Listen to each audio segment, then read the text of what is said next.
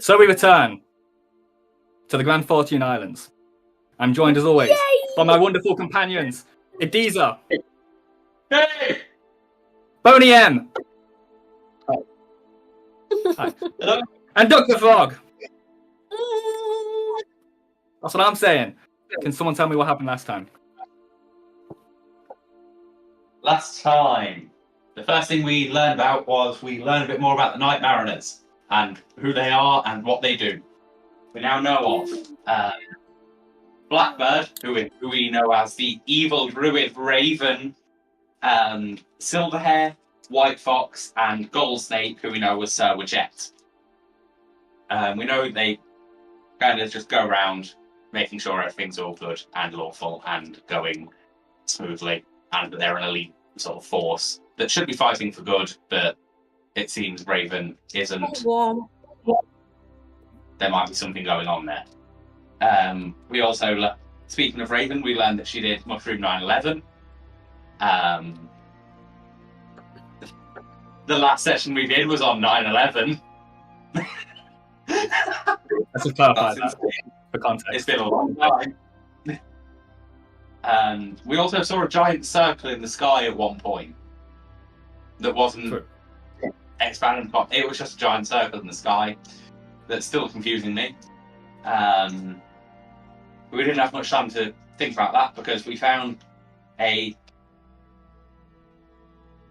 lady rowing on a rowboat in the middle of the ocean, seeming somewhat distressed. So we picked her up. We learned her name was Hazel, and she lived on Silverite Bay before she got kidnapped from there, along with a member of her family, I believe. No, none of her family. No, sorry. Yeah, well, where's Silverite? Other people. She said that other people had been disappearing from the island over the past couple of weeks or months. Over 2 months, about 4 or 5 people have disappeared. That's what I've got. Okay. Now. But yeah. So we figured out where Silverite Bay is and head over, reunited her with her father, Carrot, who was a jeweler on the island, who we showed the rock that we found to, the shiny rock. And he said, "Oh shit, that's called as Asmodenite, and it used to be used by devil rulers about 1,000 years ago, and it's kind of great that you have some of that. Please give me it, and I will make these a shovel better."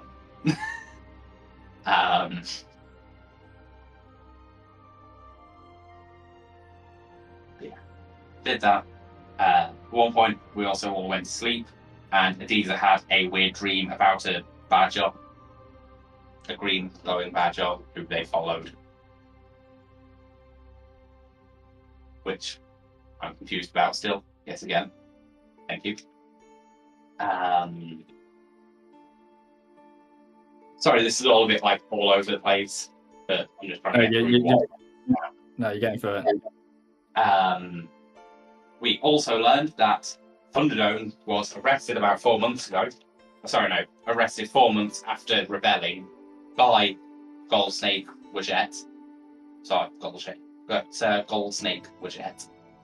And he has been taken to the capital of Thunderwater, which is Lightgate. He's currently incarcerated there. We also met Shalot, and he's cool. And Glorben. Especially Shalot. Was that his name, Glorben? Yeah. Glorben, Drunk Gnome is what I have written here. Oh, right, I forgot about Glorben. Okay, yeah, cool. Glorben. He's Glorben, yeah. And then Ediza went for a walk, and everyone else also went for a walk separately to try and find Ediza. We found, but eventually we kind of met up, and we found the flag of a pirate crew known as the Devil Pirates, who have not been around for an incredibly long time, in the middle of a forest in a tree. They were supposedly a really terrifying pirate group of pirates that just disappeared one day. I'm gonna say the incredibly long time was about 5 years. You were told. Okay. Oh, yeah. Yeah. I thought it was a bit longer than that, but and then we also got we like started seeing graves with our names on in the distance, and some of us were compelled, and some of us just followed because we needed to keep everyone safe. And eventually we got ambushed by a teleporting dog and a regular dog. And we killed them. And then found the grave. And that's where we ended the session, I believe. Yeah, so you saw a gravestone in the woods, and each one of you, when you looked at it, you saw that it had your own name written on it, except for Adiza, who saw nothing. And some of you, if you failed your will checks, felt compelled to follow it. After defeating the wolf and the blink dog, Boney saw the grave once again, but this time he succeeded his will save and was not compelled to follow it. However, if all the rest of you see what Boney is looking at, then you need to make will saves as well. Not Adiza, though. Just D's in it. They're D's in it. But Nearly. it's very, very hard to be the female. Because it is, you have also done it occasionally. The people who are currently present, 15. Okay, that's Steve. The people who are currently present are Quinn, Duck, Bear, Adiza, Boney, Quinn. Wait, did I say Quinn? Quinn, Adiza, Duck, Bear, Boney, and Joey. You did have a woman with you who came into the forest to look for her son who went missing, but she ran away back to the village. Okay. Right. Duck got a 15, Bear got a 5, and Joey just a straight roll. I'm going to roll for Joey, he's an NPC. You're gonna roll for Joey. Okay. Rightio then. That's Bear and cool. Joey both see this grave, and they start marching toward it. Oh No! What about Joe? Duck will follow him, obviously. What did it say, Zen? I wonder what name Joey's seeing in that grave. Because we gave him the name Joey. I know, it's a shame he can't tell you. Anyway, Yeah. Bear and Joey both start walking into the further into the forest. Okay, so you said Duck is following Bear into the forest, right? Yes. Oh, I And need to these roll will all for Quinn as well. No, Oh wait, no, I already did. Yeah, so you guys walk further into the forest. As you reach this gravestone, it disappears, and then it reappears in a spot slightly further in, and then Duck and Bear and Joey keep following it. Joey and Bear both have like a kind of like glazed over look in their eyes, but both of them are mute, so they can't really say like, "Oh, I feel compelled to follow it," you know. Sure, they were roughing it. So yeah. Adiza again, like you just see there's this blank headstone, and you don't really understand what all the others are being like, oh, that's my name or anything. And all the rest of them, even though we're not compelled to follow them, we can still see our names on it, even if it's not, controlling us. I mean, Adiza's kind of getting the message like, huh. So they're all seeing their names, obviously. I'm not. That's kind of weird. I'm not going to bring it up just yet, but they're definitely like kind of storing that away for later. Has anyone tried to like touch or like shoot at the gravestone? Is it a corporeal? None of you have tried to shoot it, but but you haven't been able to get close enough to touch it before it disappears and reappears elsewhere. Can I try and shoot it? You can. Yes. Okay. What do I roll? Well, you like your short bow attack. Short crossbow. Light crossbow, that was it. 17 to hit. Yeah, so your aim is very good, but you see the bolt just goes through the gravestone. Like it's not really there. Yeah. It's illusory. First a try. Thought it might destroy it. Does this seem to have affected the other two's sort of perception of it? No, Is this broke not at all, out? Or I didn't think so. Just making sure. What a shame. As you guys keep making your way through the forest, It seems strangely quiet. There's not really any more like you're not really attacked by any more animals. Real quick, actually, remember that I have a ability from being a cleric protection domain, where once a day, every creature, I believe it's within 60 feet, gains +1 to all saves for an hour. So I'm going to use that. Doesn't affect the save they've already made, though. What did Bear get before, though? It was low. It was a 5. I don't think it's definitely not high enough. Still not high enough. Yeah, I'm just saying, like, this will probably kind of maybe help in the future.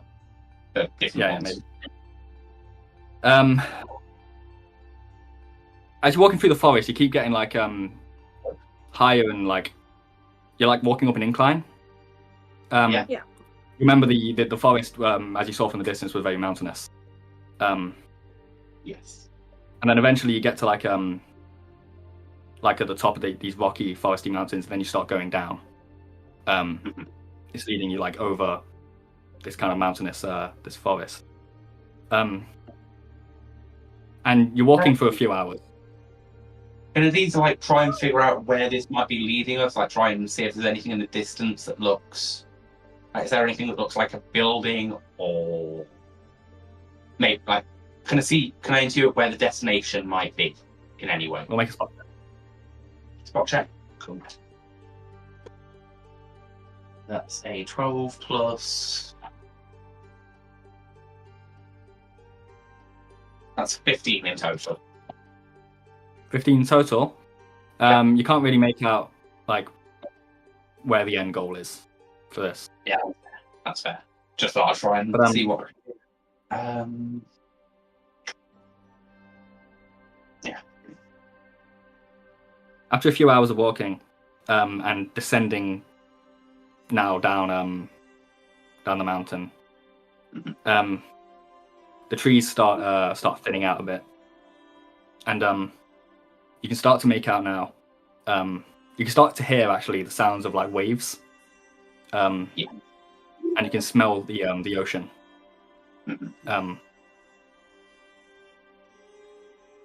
Getting towards the shore. Yeah, and you're walking toward the edge of the forest, and then you emerge from like the trees from the forest, and you see on the other side of the forest, you're now on like a small like a a small like grassy like cliff. Yeah. And at the bottom of the cliff, you can see a small beach. And on this beach there is you see a few things. You see there's 3 tents. One of them is much bigger than the other. Are we going past tents? Hey. There are these 3 tents. One of them is really big. There's also like a really large like cage on the beach with the door open. What colour are the tents? They're like beige. One of them, the really big one is like black and white. Cool. Mostly black. Oh my god! White, Is it a circus? Does it look like a circus? It does not look like a circus. No, it looks like a campsite. Shit, that's not fun. I'm trying to figure out like the order to describe things to you in. So you see a campsite on the beach, right? And there's also a cage with a door open. Is there anything in? Yes, in there, there is the gravestone that you've been following. And there's also a little elven boy who's just like sitting in the cage and just like staring at it with his eyes glazed over. Also on the beach is that there are these 2 like armed men with like armor, and like one of them is holding like a battle axe and the other is holding like a sword. And in front of the really big tent, you can see there is in front of the really big tent, you can see there is a woman sat in the middle of like there's like a circle drawn on the ground, with like these intricate patterns. And there's a woman sat like cross-legged in the middle of this circle, and it's also surrounded by like candles and stuff. And she seems to be saying some kind of prayer. And she's a nun. She's dressed like a nun. You would recognize. Got you. And she seems to be saying some kind of prayer, while these other like armed men sort of like stand watch over her. And as you emerge from the forest and see all this, Bear and Joey are still feeling compelled to kind of like descend. There's like a slope going round, so you can descend down the cliff onto the beach. And Joey and Bear are being compelled to walk toward the gravestone. Adiz is gonna try and like hold Bear back. Okay. You want would to get make the bear and not do you wanna make Joey? a grapple check? Interesting. Someone else can get Joey. Adiz is gonna be the strongest. Bear needs to be held back as well. Grab him. Make sure they can't walk towards it. We need to think before we I'm do gonna roll anything for else. Bear then. I was gonna say, the little boy in the cage, does he look similar to the woman we saw? The woman you saw was also an elf, and this boy is an elf. Strength check, did you say? A grapple check. You're grappling. Okay. Oh, yeah, that makes sense. I just nothing. rolled a natural 20. Yikes! So yeah, Adiza tries to grab Bear, but Bear just like shakes them off and keeps walking down. You know, he doesn't seem like massively aggressive with it, but he just seems to be overcome with this like. that's really nice. But he's overcome with this like strength that it compels him to keep moving forward. Oh, damn it. It's going to wait. And Quinn's gonna try and stop Joey as well. He's gonna try and grab Joey. You're gonna roll for Joey, aren't you? Yes. So Quinn like tries to grab Joey, and Joey kind of like struggles a bit, but Quinn is able to like keep a hold on him. It's like, no, you can't go there, no. Yeah. Good. And Joey's just like, you know, trying to like get free. He's just kind of like reaching out toward like the cage, but you can't get there. However, Bear is marching. Wait, stop there. We need to make sure he doesn't walk any closer. We need to think of a plan before we go down there.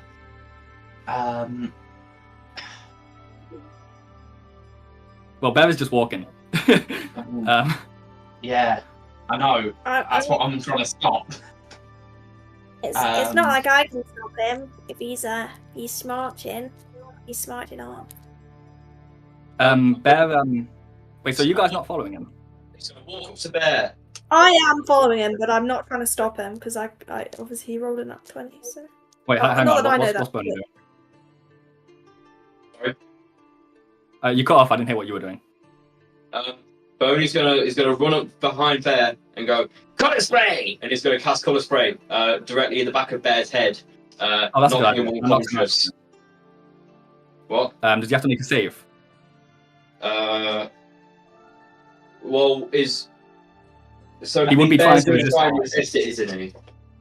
Yes. yeah, he would be. Yeah. I'll roll. Okay, it's roll against. Yeah. Okay. I got a natural Oh, 1. well saved. Yeah, Oh, so and Bear loses that save. Is Joey near Bear? No. Quinn is holding Joey and stopping him from moving. Okay, yeah, We've well, already got him, so. Oh, you knock out Joey as well. it depends. It's a 15-foot cone, so it kind of depends. If you just. Well, no. I'll say at this point, it probably just hit Bear. Yeah, well, it just hits Bear. Yeah, that's Yeah, and also that's if you did do it on sensible. Joey, then you knock out Quinn as well, which would be a bit lame. Yeah. Well, no, actually, he could succeed as will save, but probably not knowing him. I So yeah, could Bear just like he's just moving forward, and then he just like collapses on the ground. He just falls forward with a big thud. Thank you, Bonnie. Yeah. Don't mention it. Yeah. Let me make a listen check for those fellas down there, though. Yeah. Yes. Okay. Not One of really. the men kind of like looks up a little bit, like confused, but then he kind of just kind of shakes his head and it's like, must have been the wind, huh? You know. No, I rolled like a 2. What did you roll a 2 for? Listen. Oh, did you make a listen check? For No, I those said guys down the there? guards made a listen check to see if they heard Bear Oh. hitting the ground, Okay. That makes sense. Sorry. and also Boney being like, "Ah, go this way! I'm knocking you out!" Ooh, you know. And the geezer being like, "Oh, guys, we have to stop Bear before we go down there." You know. Anyway, Hold on, guys. so yeah, over the sound of the wind and the waves crashing. Well, they're not exactly crashing, but normal beach noises, more like. Yeah, you're not heard. Right. How long does colour spray last, by the way? Colour spray lasts.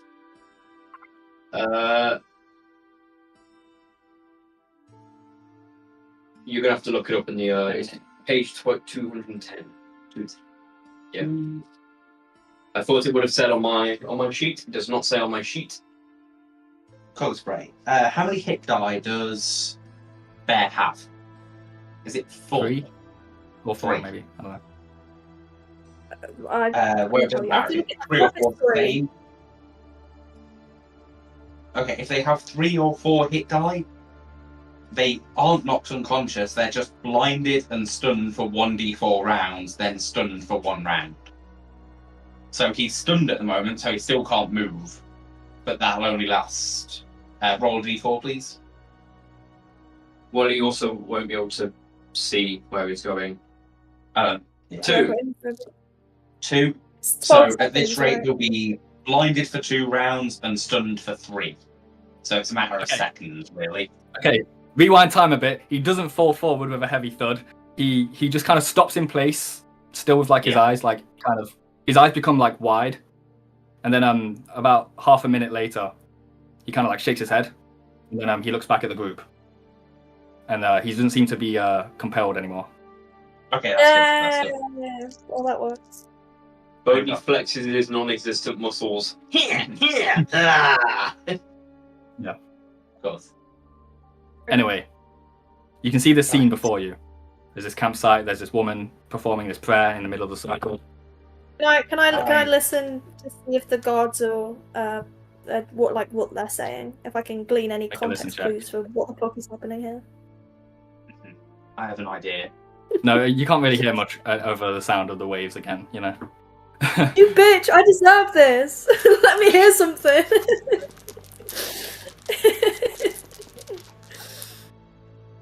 It's currently black mold crawling on my lungs.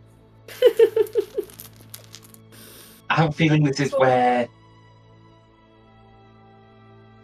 I have a feeling this is very much linked to the kidnappings that are happening. I believe this is what happened to Hazel. I believe this is what's happened to everyone else on the island. They see these gravestones, they follow them, they get into that cage, and eventually, when there's enough people to make it viable, they'll ship the cage off to somewhere else. Wow. Wherever they're thoughts? sending these people. Well, I glean that little boy is the son of the woman we were with. That does seem to be the case. We need to get him back to his mum. What's our course of action?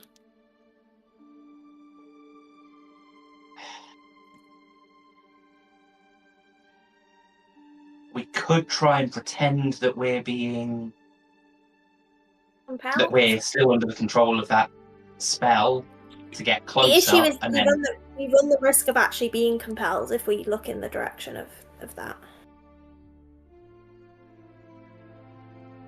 True.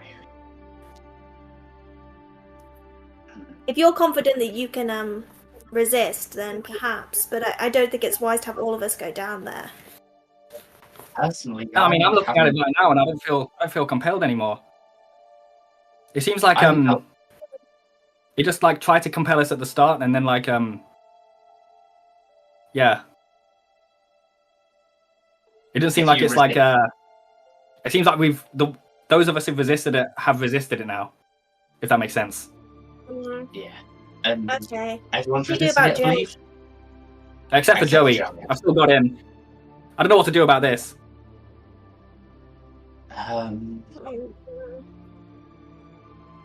Guys, maybe maybe. What if I let Joey go and walk into the cage, and then he can be like a distraction, and then we can like run in and save him and the other guy. I What about don't that? feel comfortable using Joey as a distraction. That feels No, like it. that was always been through enough. Well, what if we have no distraction and we kill them? Well, they're clearly doing something evil, but I want to be able to get information from them before we slaughter them. That's true. There's more Need of to us know than where there are of them. Maybe we could just go in and maybe we are overthinking it, guys. We could capture them. This is Yeah, we don't have to kill everyone. This is why I was sort of planning on going down there, pretending that we're under the influence, and then while we've got the element of surprise and we're nice and close, I take my Turn crossbow back. out and I shoot one of the guards. sure. You actually? We still have. Yes. Okay. Well, The yeah, one we'll with the sword. to attack them. How One more close sword. are we? Good we close question. enough for that? Not we all. You are, yeah. I mean, what's the range on your crossbow? It's 120 feet, isn't it? Oh, that's It's 80 feet. I mean, you're within 80 feet, yeah. 18 to hit. 18 to hit. That hits him. Roll your Right. damage. 5. 5. Okay, so you fire your crossbow at this man who's just kind of like stand there. It like gets him in the neck. He's like, ah, fuck. He's bleeding I do feel profusely. bad. He looks up at where you shot from. He's like, over there. And then Hey, the other guy- fuckers! the other guy looks up at you and draws his weapon. And also the nun in the circle. She stops praying and she stands up. And roll for initiative, basically. The nun, you can see, she's gonna step a bit over here out of the circle, and she's gonna. You can see like her lips moving. You can't hear what she's saying, but she's muttering something. And No, this she's like casting. this like thorny kind of like these like thorns start to protrude from like her hand, and they form into like the shape of like a long bow. And she draws this bow and fires at Duck. And she fires like a thorny arrow at her. Indeed, he did. Good memory. At Duck. So I'm gonna roll to hit. Am I still on less HP from last time? I am, aren't I? Yeah. Did you make a note of how much HP you had from session 7? Yeah, I think I was on 19. Yeah. Whatever. I was because I she put it on gets- top one. She gets an 11, which I assume misses. It misses, yeah. Yes, it is now. It's now this fella's turn. He is gonna start. He's gonna take a run action to try and run up to you guys. So that will let nice. him move. That makes it more Please, simple. What's that? That makes everything more simple for me. Thank you. You're so welcome. One. He's gonna be able to move. That's 4 times his movement, isn't it? Yeah. Bit was cooked. Yeah. 1, 2, 3, 4, 5, 6. 1, 2, 3, 4, 5, 6. 1, 2, 3, 4, 5, 6. He's gonna move about here. But he's not gonna be able to do anything else. And it's now this guy's turn. The guy who just shot, he's bleeding, like I said, from his neck. He's gonna also do a run action. He's gonna run over here. You can hear vague sounds of him weeping as he runs over to this nun, Oh no! and he like stands behind her. He's a grown man, by the way, with like armor and weapons and stuff. So it's now Boney's turn. Okay. How high is the cliff face? I'll hide the cliff face. Yeah. I'm thinking about the most efficient path to get towards that nun. It's about 25 What'd What'd you say? We've had the same idea. Sorry, Kane. Oh, sorry. It's about 25 feet tall over there, but you're already stood on a position where it's a bit lower. It's about 5 to 10 feet where you are actually. Oh, it wouldn't hurt it wouldn't hurt Boney if you just dropped down, would it? No. Zen, do you know how fall damage works? 10 feet is free. Anything above 10 feet is 1d6. Okay, yeah, you could drop down the cliff 1d6 here, yeah. for every Without 10 hurting feet, over 10 feet. Okay, let me stand up and have a look at this map real quick, because I need to get a closer look at this. I want to try and run up to the nun, you see. So that's none of your business. Maybe don't get within distance of the nun. I think that's a bad idea. Target 24 squares of movement with a run. Okay, I'm going to literally. So the square that is up and diagonal from the nun, I am going to run there, up diagonally, like away from the soldier, but like still in the. One. Sliding down the cliff. Yeah, you just like do like a little jump on the cliff, and then you rush at the nun over to here, right? Yes, exactly there. And yeah, I guess use an action to run, right? So you can't do anything else. Yeah. Yeah. Okay. Cool. It's now Duck's turn. Okay. That makes my job hard now. So now it's a good. Oh yeah, Then you isn't keep that all? going out. Yes. I think What's I that, can sorry? still hit him with my bow, the guy who I already shot. What do you think? Yeah, I agree. I mean, if I can shoot from where I am, I'll stay where I am. If I need to move a couple of spaces, that's also acceptable. I would actually say this is a tree. It's in the way, so you'd have to move like here to get a good shot. That's fine. I can live with that.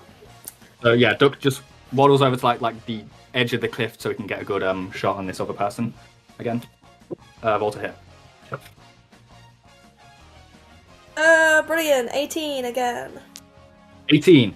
So where do you aim? Sorry? Where do I aim? Where do you aim? Yeah, where do you aim? Oh no, he's gonna die, isn't he? I feel really bad for some reason. Well, I assume he's got armor on, so just the other side of his neck.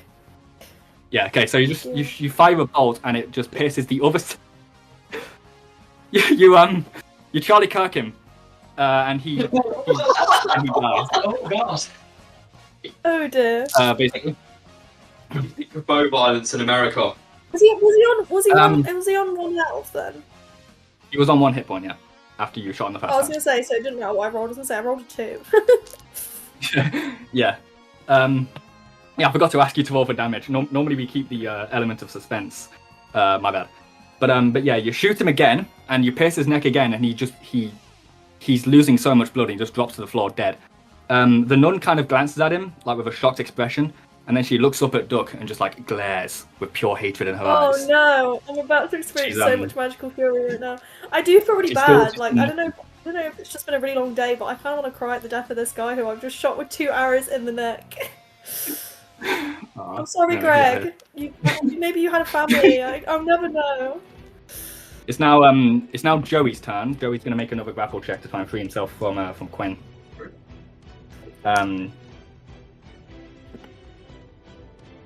He succeeds. So Quinn is a bit distracted by the door we've seen in front of him. So I know. So Joey is able to just struggle free of him. He tries to like slip out of his grasp because he's so small and nimble, and he's going to use all his movement to try and get to this cage. So If he 1, passes 2, by Duck, 3, is there any way I 4, can like 5, react or bear? 6. You can't grapple as an attack of opportunity. No, so No, you can only make it. no. You could attack him, but yeah. Yeah, you could attack him. I wouldn't recommend it. No. Yeah, I don't want to do that. 1, 2, 3, 4, 5, 6. I'm more worried that God was going to try and attack him.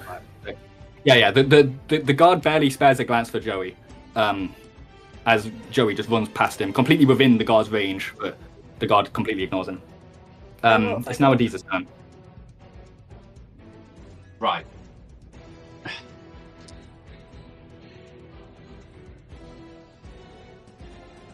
Adiza is just going to run up to the other guard that's getting close and just hit them with the warhammer. I think that's the best You wanna move plan like- right now. You want to be just like here? Yeah, that'll do. Yeah. Okay. Cool. I can't really get to the caster yet. That's 10 to hit. Yeah, he kind of like you kind of like hit just like a hard bit of armor, and you're not Yeah. able to really damage. Yeah, no worries. Let me see. It is now Bear's turn. Bear is no longer compelled to follow the gravestone, so he can act freely. Bear's gonna go to the other side of Adiza for flanking, and then he's also gonna attack this guard. Oh, That's cool. although actually, can I try and intimidate him instead? Intimidate him how? Like, I wanna be like, oh god, no, you can't talk. Fuck. Yeah. Never mind, he's just gonna walk in. I forgot Bear can't talk. I was gonna ask some questions, but alas, Bear was do it. Oh, just try and knock him out. Don't try and kill him. We need answers on what all this is. I've missed anyway. You're alright. What'd you get? I got a 4. This is. It's now Quinn's turn. Quinn is gonna use a run action. Actually no. I know what Quinn's gonna do. 1, 2, 3, 4. He's gonna try and slide down the cliff here. That's about 15 feet though. So so does he have to make a tumble 15 check? You said. 15 feet's fine. It's Okay. 1 So he falls down the every cliff. 10 feet. And then he's gonna try and hide behind this tent. Good call.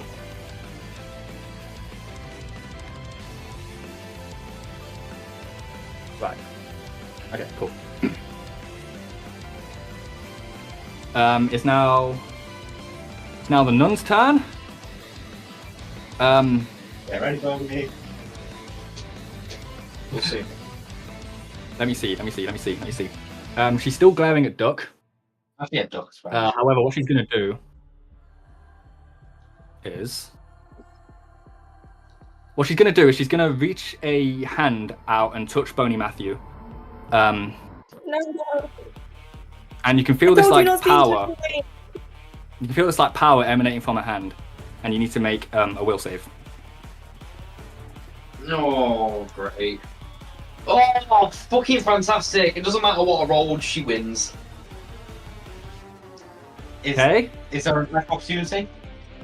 Yeah. Oh, there would Just actually do be it. an attack opportunity. Yeah. Yeah, because if you hit, you might be able to break concentration and make a loopy attack anyway. Chase is board. Now. I did not just roll 2 2s in a row. I did not just... And it's not rolling, it's not just... It's just landing. Well, what do we change it to? I don't know. Okay, hang on. Flip it upside down. Maybe this will change things. Well, I mean, you've still... I mean, yeah, I know. I've still got the Yeah. 2. I rolled a 2 both times. It doesn't matter. That's right. You might There you roll go. that Fucking one. negative enough for it. Fuck off. Okay, so Boney, what happens is she reaches out her hand and she places it on your shoulder, and she says, "Look at you. I know you were human once. You do not need to fraternize with these vile beasts. Go forth and fight them in the name of St. John." And you look at this woman and you think, Not St. "Wow, she's got a John. really good point. I like what this woman's saying. I should really go and attack my friends." Basically. Correct. So, on your turn, you'll feel compelled to do stuff like that. It is now the other guard's turn. And he is looking around at these 2 very strong people who have ganked him. He's going to try and... This one had... Shit, what did I say this one had? The other guy had a sword. This guy had an axe. Like a battle. He's gonna bring his axe. He's gonna bring his axe down on Adiza specifically. Yeah. That's why I don't need to think about what he would choose. Yeah. So let me take a look. He looks at Adiza with complete disgust in his eyes. Racially operated assault. Yep. He gets a 14 to hit. 14 misses. 14 misses. Yeah, I guess Adiza just deftly dodges out of the way. Yeah. It's like, you disgusting thing, stay still. It's now Boney's turn.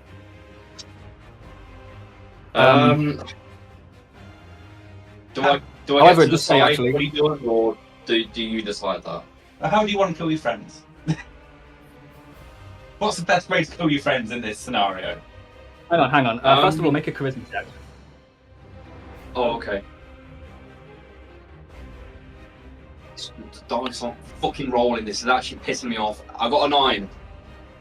Okay, so yeah, you because it says to compel someone to do something they wouldn't ordinarily do, they have to win an opposed charisma check, which you don't. So yeah, I suppose you would just go to the closest friend, ally, and try to attack them to the best of your ability.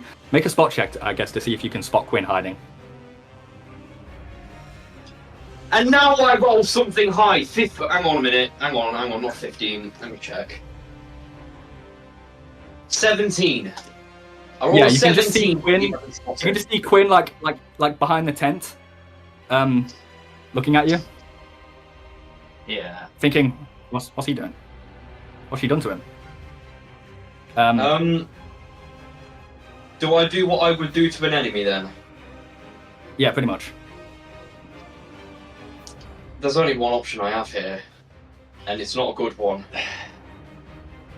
Boney's going to cast Scorching Ray. Okay. Because it's the only range option. attack, It's what he would do, unfortunately. I am so sorry. No, that's fine. Does Boney say anything?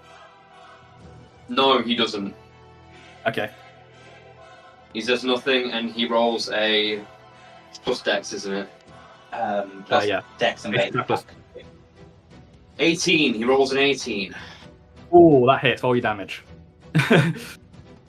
Oh, for fuck's sake! This is already going terribly.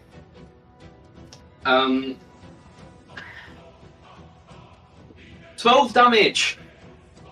Well, holy shit! So yeah, this ray of heat blasts Quinn and kind of knocks him backwards.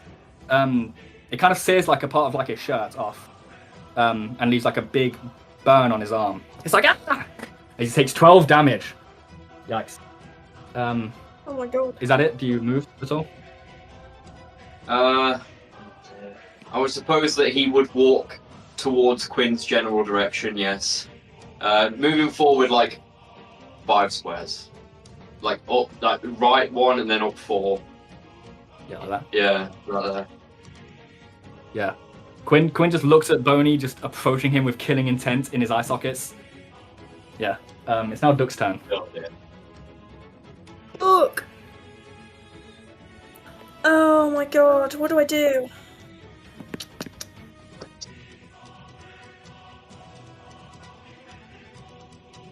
Let me check what spells I've got really quick. Please incapacitate Boney. Please. Well, I don't know if I can do that without killing you, and I don't really want to do that. I have tree shape. I can just look exactly like a tree. Fuck everything else. Turns into a tree. After a moment. Yeah. Question. So I have a spell called Wind Wall. If I put the Wind Wall up between Boney and Quinn, can Boney attack him? What's the range on Windwall? And also, what does Windwall do exactly? It just says deflects arrows, small creatures, gases. And it is... Wind wall. 10 per level long, 5 per level high. It doesn't sound like it would block like a full guy coming at him. So Yeah, it's. Oh no, but he's a spellcaster, so I don't know. You know, if he's using a ranged attack. I don't think it would block spells. No. No. Oh, okay.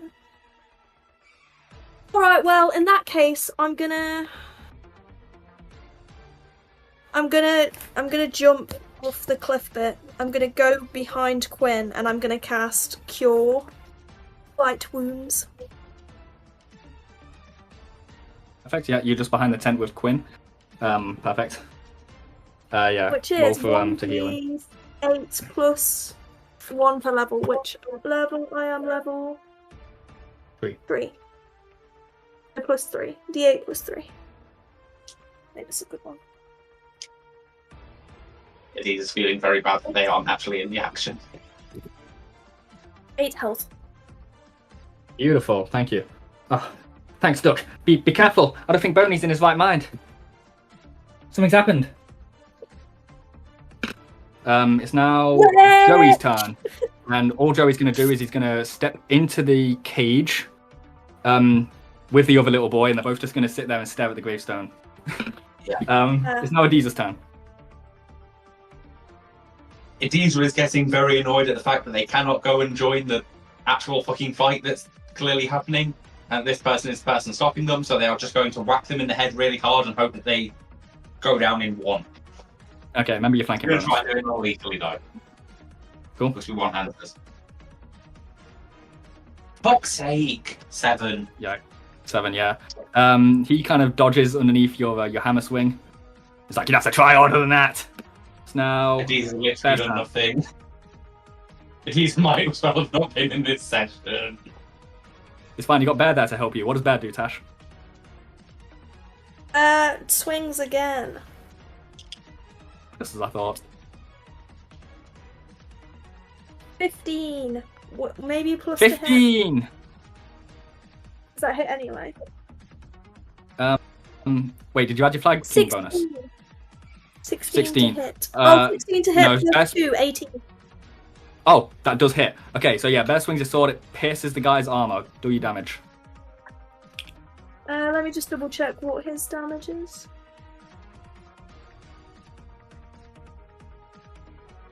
One d8 plus 1.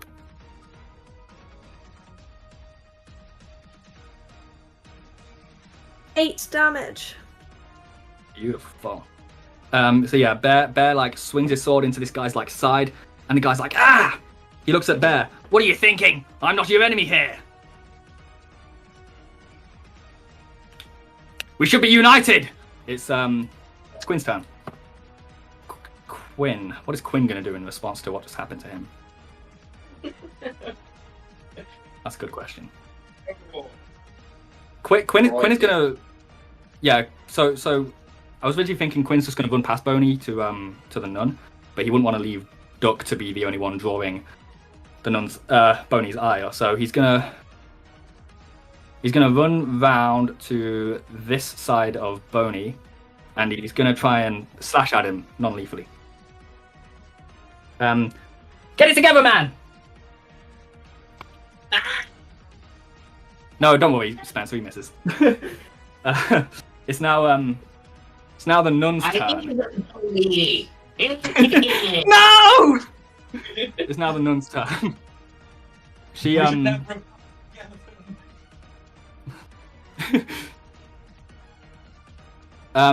she moves 1, 2, 3, 4, 5. Miss Boney smash She you. moves over here. She moves over here, but then she calls over to Boney. She's like, no, not that one. Target the cretins. It's now the warrior's turn, the guard's turn. He's gonna try and bring his axe down on He's gonna bring his axe down on Adiza. Yeah. He gets another 14, so another miss. Not miss. It's now Boney's turn. So, because the nun has said a new command, does that mean I get to make another charisma roll? It does actually, yes. Hooray. Please be good. Oh, I got an 18. 18. Oh. Let me see. I got an 18. Is an 18 You enough? get a 15. That is actually enough. Let me see what happens if you fail the charisma roll then. So no, you don't really jive with that order. However, you are still you are still thinking that she's an ally. So you might just continue doing what you were doing before, which is attacking just whoever's closest to you. Yeah, you're just not going to attack the cretins, but you're still going to do the Yeah. other So thing. before, if you tried order, you would have ignored Quinn. Yeah. What? So if the order had gone through, you would have ignored Quinn and gone to attack Duck instead. But now you're still just going to keep attacking whoever you want to attack, who is an I'm ally. gonna try and stab Quinn with my dagger. You have a dagger? I have a dagger. Since when have you had a dagger? Okay, whatever. Dagon! Yeah, I think it was one of my starting weapons. I try and stab him with my dagger. Okay. What do you get? I get a 17. What the fuck? You okay? Do your damage. I know this is upsetting to me, as much as it is to you. I know, well aware. He's 4 damage. He's fucking 4 damage? me. 4 damage. Okay, so yeah, you He's attacking his teammates. What the fuck happened to Fine, Bone Miss fine, you? It's fine. Ignoring. It's fine. Ignoring the nun's order, you whip out a dagger. You shank Quinn in his his side, and he goes, "Ah, Boney, you have a dagger." It's now Duck's turn. How come you've never used that against an enemy, you prick? It's now Duck's turn. Sorry.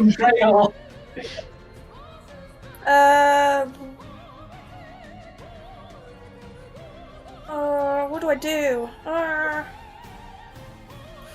don't know. I don't think I can incapacitate Boney.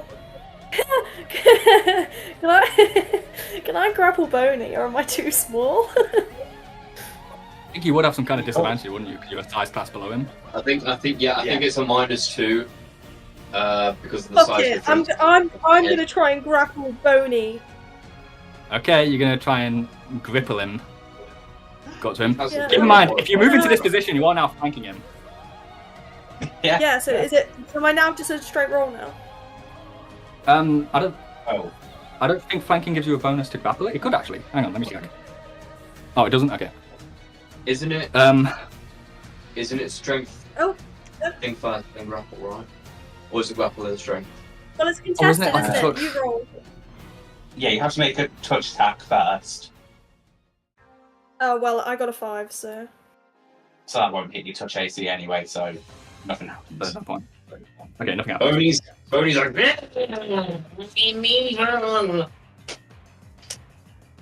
Okay. He's okay, it's now Joey's turn. Joey is like sat in front of the gravestone, he's just like staring at it like it's a TV. Yeah. iPad generation.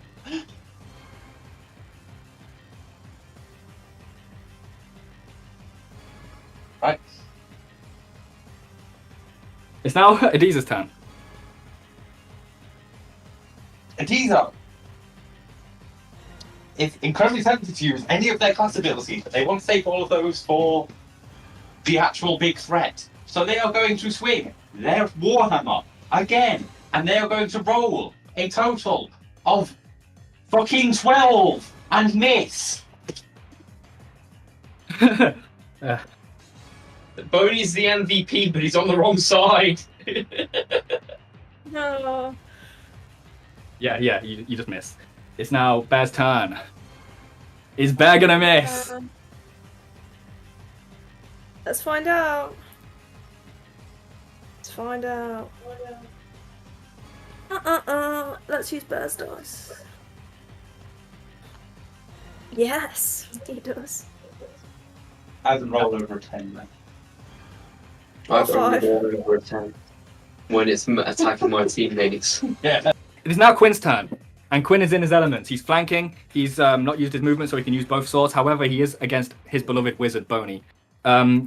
He's gonna draw Fish Slice, and he's gonna draw his other unnamed normal ass sword, and he's gonna slash at Boney with both, non-lethally, of course. So let's see. I think Bobby's He gets getting two boxed. 11s. No, I don't think misses so. both. Great. Back to normal. Now that he's a DMPC, see how he is. Even when he has all the advantages he could have. It's like, shit! Stay still, Boney! So I can... fucking knock you out! It's now the nun's turn. She's gonna stand here, behind the tent. She's gonna get up behind Duck, and at only 10 feet away, she's gonna summon her, like, thorny bow again, and she's gonna shoot up Duck again with a thorny arrow. Right. Like, be filled, you rotten creature. Woo! That's a 25. That hits. Yeah. Let me see.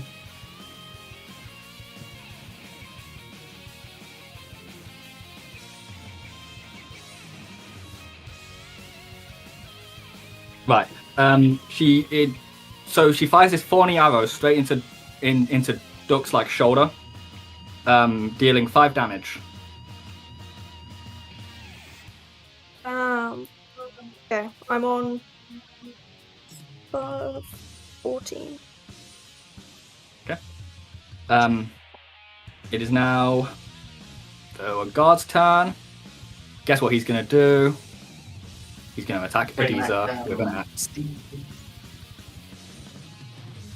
And he's gonna miss. It is now Boney's turn. What are you gonna do, Boney Matthew? Probably do something horrible like get a crit and kill Quinn. We'll find out. He's gonna go for him with his dagger. Evil Matthew, evil guy. The only time Boney is ever good in melee is when he's against Quinn. Evil bones. Evil 17. bones. Does 17 hit?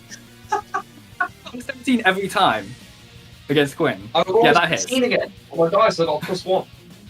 Yeah, okay, yeah. Does he get a that hits, -2 damage. because he's flanked? Question. No, that's not how it works. Damn. It should be. He gets 1 damage. 1 damage. 1 damage. Oh, He's thank evil. God. So yeah. 1 damage. He pulls the dagger out of Quinn and then he stabs him again. And Quinn's like, fuck, that one didn't hurt as much, but still, stop doing that. He's just fucking stepping him on, mate.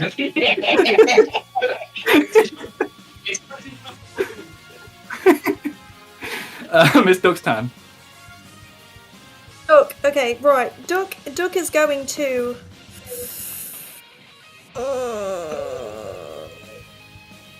To use my crossbow, what kind of range do I have to be in? Like, it's not useful within 5 feet, and you're not within. Well, you wouldn't be able to use it against Boney without a disadvantage. But You'd be able could to I use it use it against on the nun? Yes. Can I see? Can I see from where she currently is? Is that fine? Yeah, she's just right behind you. She's not trying to hide. She just shot you as well, so even if she had hidden, you'd be able to see where she shot you from. Cool. Okay, we're gonna shoot her. Sniper battle. Within 15 feet. 7. Yeah, so as the thorny arrow pierces you, you turn around and try and shoot her back, and you just miss because of the pain from the shot you just took. It's Joey's turn. Staring. It's Adiza's turn. Same thing. Yeah, so many of my boss Please. fights, it seems, come down to like 2 characters standing in front of each other and missing each other until one of them dies. Was that a crit? Yeah. That's 2d8 plus 2, baby. That's 11 damage. Non-lethal. as I was 11 saying damage. before. Non-lethal. Okay, so how do you knock this man out? How do you knock this man the fuck out? Like, you can see Adiza's just getting like really, really annoyed at this point, and it's like, just stay down, or just stay still, and just crack over the head. The man's like eyes roll back and he just falls backwards with his arms splayed out. Oh, thank God. The nun, when you say that, the nun turns to you and says, "Keep my lord's name out of your filthy mouth." Oh, you're next. She just turns back to Adisa Duck. is going- Now... Oh yeah, you have your Sorry. movement. and want to do some movement as well. I'm going to move. Oh, does me using my crossbow within 5 feet of Boney provoke an attack of opportunity? It would have Oh, done shit, actually. should've Boney, done. roll to hit Duck. Yeah, I was gonna say. I don't mind. That's a good shout. What if Boney's like focusing on? Well, you. No, would. no, no. He's the nun is his ally, so he would do that. That's a. Is it just base attack bonus and stuff? Base attack plus strength. I got 13 overall. Ah, misses! Fuck you! Blah. Cool. No, it doesn't matter anyway. So yeah, Adisa, where you move? Adisa's essentially going to move as close to the nun as possible. Do you want to like Slide slide down the cliff a little bit? Yeah. How's that? That's good. Cool. That's right. So yeah, you Adisa like kind of jumps a short amount down the cliff. He runs. They run, and by the end of the round, they're about in front of the cage where Joey is, but they're not quite at the nun yet. Sounds good. I'm just it is- running with Alice. Yeah, I'm it's starting Bear's to turn. ask something. Bear the man. What does he do? Bear. I don't think there's much you can do from there.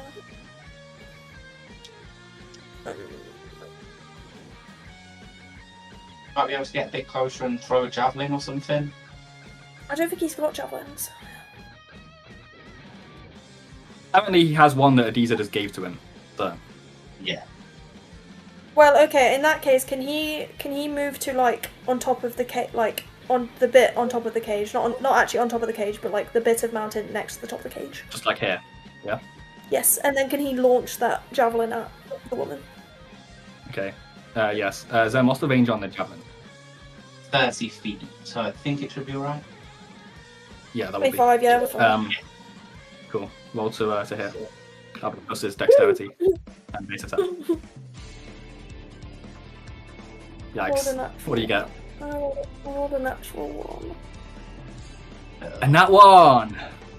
Bear launches his javelin at the nun. It flies past her and hits Duck. Roll your damage. I'm sorry, it's just so obvious. No! How much is the javelin? This might In terms actually of be one of the worst battles of all time. Yeah. Yeah, what's the It's not javelin's damage? actually big. What's the damage What, for the that? javelin? What's the javelin's damage? 1d6 D6 Yeah, D6. plus plus nothing. what? Nothing. 4. Okay, Duck takes 4 damage as the now javelin on 10 pierces him as well. Yikes. Shit. The nun's like, clearly you have chosen the correct side. Insult It is- to Well, What's that? I guess that works. Just an insult to injury. It is Quinn's turn. I think, I think we're gonna kill this fucking nun. okay, no, Quinn's gonna keep trying to attack Boney. Like, get a hold of yourself, Boney! Oh my god. He misses both. He's terrible. He's awful. It's Oh my god. It's the nun's turn. She's gonna move in closer to Duck, and she's gonna hold her hand out again. She's gonna, from her hands, grow these like thorns again, but instead of growing an arrow, they grow like a large thorny blade, and she brings this blade down on Duck. You see? Brilliant.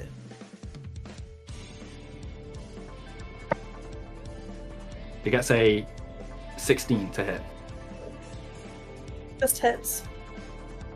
Just hits. See. She does 4 damage as she brings this thorny blade into Duck. 6 health left. Sure. She's looking down on you with just pure like malice and like disgust in her eye. She clearly views you as so far beneath her. I'm being It franked. is Boney Matthews' turn. And yes, you are. Boney Matthew has just seen that Duck, because he's down looking at Duck. He's seen that Duck's trying to attack him. He's going to stab with the dagger. Oh no! He's going to stab you. He's going to stab Duck with the dagger. And keep in mind he's flanking Duck now as well, so you get the bonus on that. Are you kidding me? Oh my god! That's when. Oh, Duck's gonna die! A dagger has like a 4 times fucking damage on it. Fuck off! No, we're not doing this. We're not doing this. No, it doesn't. No, it doesn't. Dagger.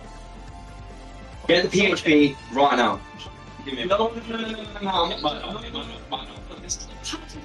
That might be something else that has it 4 times. Oh, can we fact check that, please? Because my little guy's gonna die. Okay, no, I was wrong. It's just ×2. For some reason, thought it was ×4. I'm sorry. Sorry to worry you. That scared the hell 4 out of me. damage. 4 damage. 4 damage. Look. Okay, right, he's got 2 health left. Someone please knock Boney out. He's going to wipe out everybody. He's a weapon. He's a force to be reckoned with right now. Wipe out everybody! I'll be shocked if Boney wipes out everybody. I'll be shocked if Boney wipes out one person. It is now Duck's turn. Okay. I didn't expect Oh, Boney God. to be this dangerous when he's not even using spells. This is actually terrifying. I actually can't move, because if I move, I'm going to put an attack of opportunity from both of them. You And could I'm gonna withdraw. Yeah. survive. You could withdraw, You yeah. could withdraw. So that'll take an action, but you'll be able to get out without triggering attacks. And then how far can I move? Like a normal amount? I think you can double move your twice as much. regular move. Double withdraw. Yeah. Okay, cool. Can I withdraw and go, like, up to the bushes, or is that a no-no? Or trees, I guess. I don't think you'll be able to. I don't think you'll be able to get that far. No. Like, unless you scaled the cliff. Try and do that. No. I think that'll be an action actually to climb. So. Okay, yeah, alright. Okay, can I just, like, shove myself behind that smaller tent, like, disengage and shove myself? Yes. He runs behind the tent, the other tent, and Boney and the nun both try to like stab at him, but they just miss. Just for flavour, that is. They don't actually get attacks of opportunity. It's Joey's turn. Oh dear. It's Adiz's Just turn. sitting there. Beautiful. Ibiza is invoking their Fury Domain cleric shit to give themselves once a day they can get a +2 to hit and damage on one creature until they change their target. So they've got that. I'm then going to move in. Oh fuck, she hasn't been flanked anymore. Oh, it's fine. I'm going to move up to the nun.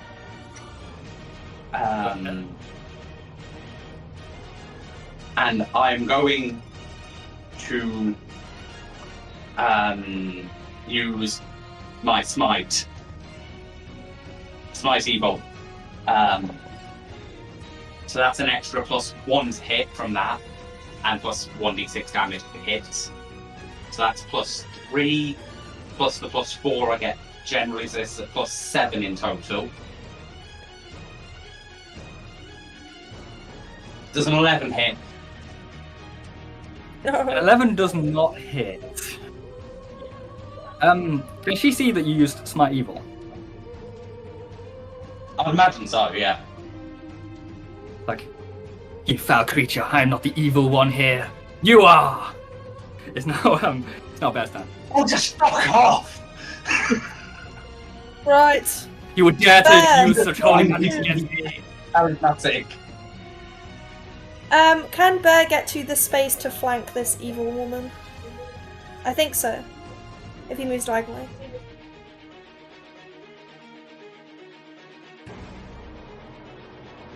Because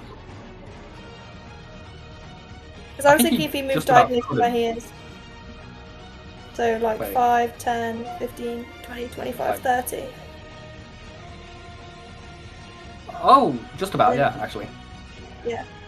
Awesome, and then he's gonna hit her. Cool. You can Oh, try. brilliant. That's a. That's a dirty 20. A dirty 20, that hits her. Dirty 20, yes. And it Do your is. damage. I just think it's just a D8 plus 1. Just a cheeky D8 plus 1. Sorry, I was just trying to find my D8. 7. 7 damage. Okay. He's like slashes at her with his sword. She's like, ah! Putting yourself down in the gutter with these creatures, are you? It's Quinn's turn. Quinn's gonna keep attacking Boney. I'll get you eventually, you... I'll... Yeah, whatever. So, one of them hits. One of the swords hits. He slashes at you twice. One of them Boney is able to duck under. The other one digs into Boney, the fish slice, and he deals... let me see. He deals 2 damage to Boney, Matthew. The Boney stab you. He's like, Get a hold of yourself, man. I didn't do anything. I need. It is now the nun's turn. Okay, she gets down on one knee and she starts to pray. She puts her hands together and she starts to mutter something under her breath. And this force like emanates from her. You feel it, and Adiza and Bear need to make will saves. Great. Natural 20! Okay, that's a roll. That's a 21. Okay, whatever she just did doesn't affect either of you, and you can both get attacks of opportunity on her. Sick. Hooray! No! You feel no different. 13. Like a 6. You miss. So even though she's fucking down on one knee and praying, you completely whiff your attack, dickhead. yeah. Now, Boney's turn. Stabbing Quinn with the dagger. He's daggering him.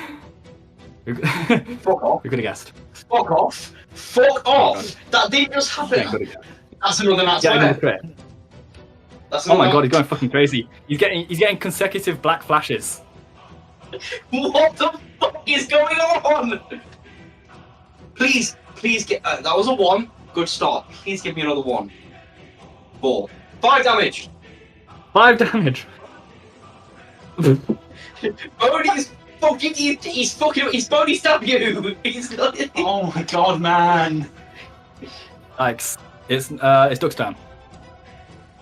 It's Doug's turn! Yeah! I'm so sorry. Doug But it's not your fault. is going to... I feel so bad for running down. Can Doug go Not your fault. to the top left of the cage? Not inside of the cage, outside of the cage. What, to like here? Yes. Yeah. And then he's going to fire his crossbow at that fucking nun. Okay, it will be a disadvantage because she's in melee though. I think it'll be like a minus 4. Yeah. That's fine because I get a +2 because they're flanking now. Yes, actually, yeah. So just a No, -2. I think it doesn't apply for. Wait, actually, yeah, it does. Sorry, yeah. You Sorry. should have Sorry, surprised no. Never mind, I'm fucking doing it anyway. Okay. No, it's fine. Don't worry, I was wrong. It's just at a -2 overall. Not including. Yeah. I'm gonna roll that again because I don't know if I rolled a 5 or a 15. I'm confused. Okay.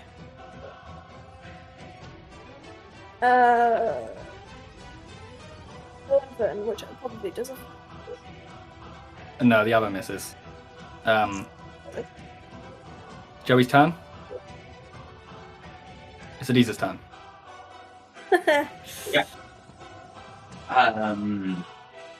I'll use some smite for the day. So it's just going to be a Warhammer attack. And I'm going to hope for roll above a 10 finally. I don't, I miss. Yikes. I rolled 5. Okay. It's Bear's turn. Bear's turn. Bear's gonna.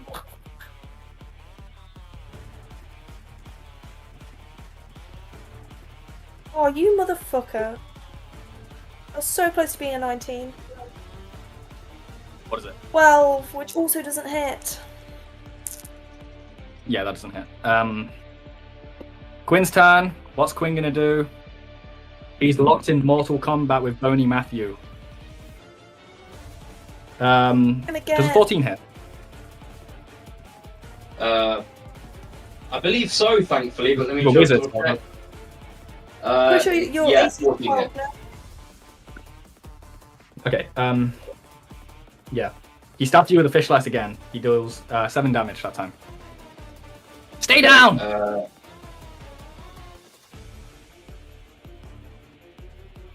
I mean, Boney stabbed you and that actually hurts. Yeah, good. Now you know how it feels. I don't like being stabbed. He's on 8 HP. He's feeling it. Always feeling it. Fuck. Okay. The nun. She's gonna call out to Boney again. No, you fool! The other ones, the cretins. And then she's gonna try and bring her thorny blade down on a Deezer. Yeah. Boney, make a charisma check again. Yes.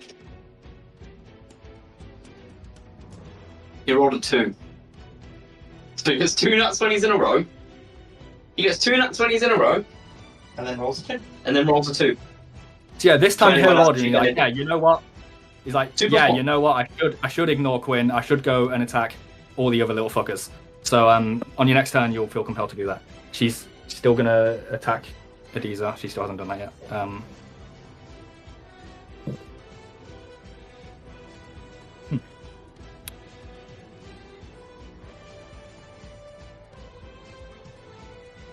Trying to figure out how to. She got a nat 1. Oh, Hey, whoa! finally. I can't think of some super creative way this could go wrong. So she's just gonna miss. She has no allies she could accidentally hit except for Boney, who's in the other direction, and she's using a sword. So, and I don't want to be like, oh, she's swinging around and falls prone. I don't know. Yeah, actually, she's gonna provoke an attack of opportunity from Bear, but not from Adiza. I'm gonna say. Okay.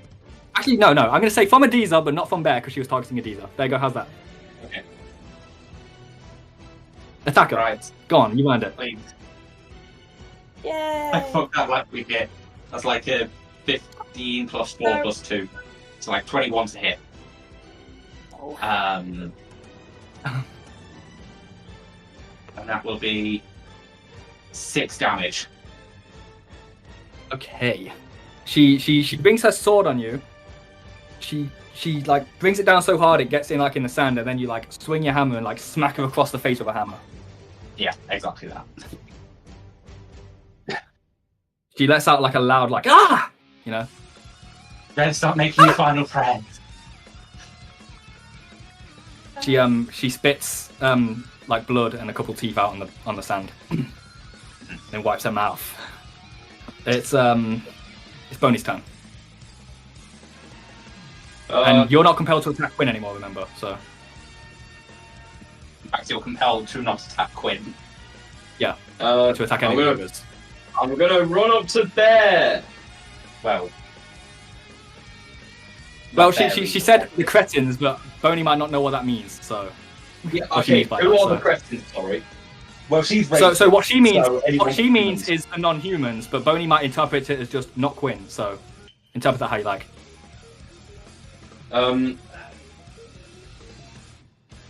Boney would, in his mind, he would just go, "Oh, not Quinn, the other ones!" Ah, and he'd run up to Bear, and he would. Runs up to Bear, triggering an attack of opportunity from Quinn. Hang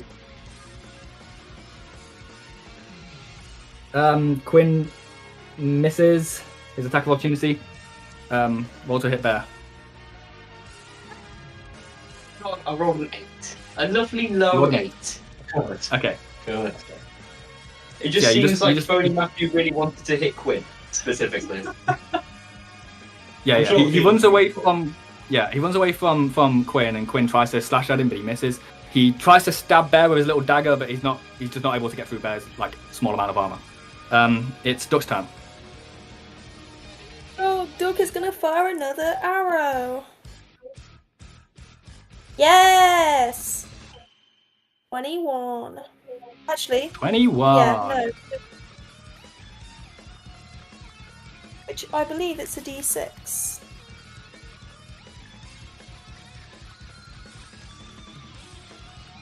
D6, yes. Yes. 3, 3 damage. please. Okay. Yeah. Arrow shoots into like her arm, or like no, actually no, it shoots into like her back a bit, and she's like, ah! She's looking like very bloodied and beaten. It's Yes. Joey's turn. It's Adiza's turn. Cool. Warhammer. 5.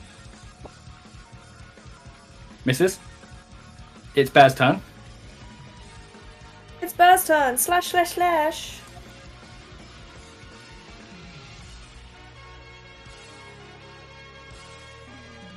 $14. 14 misses.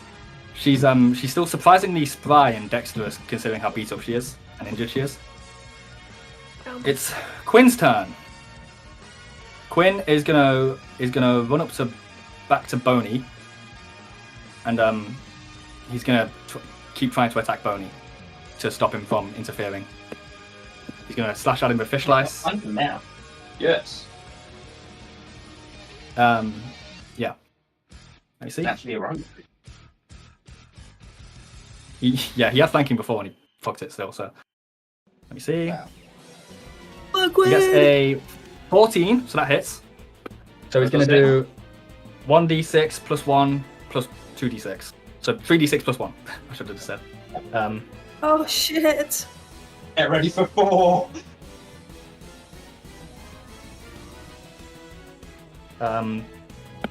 Please not come out. What HP is Boney on? 8. Okay, he deals 14 damage.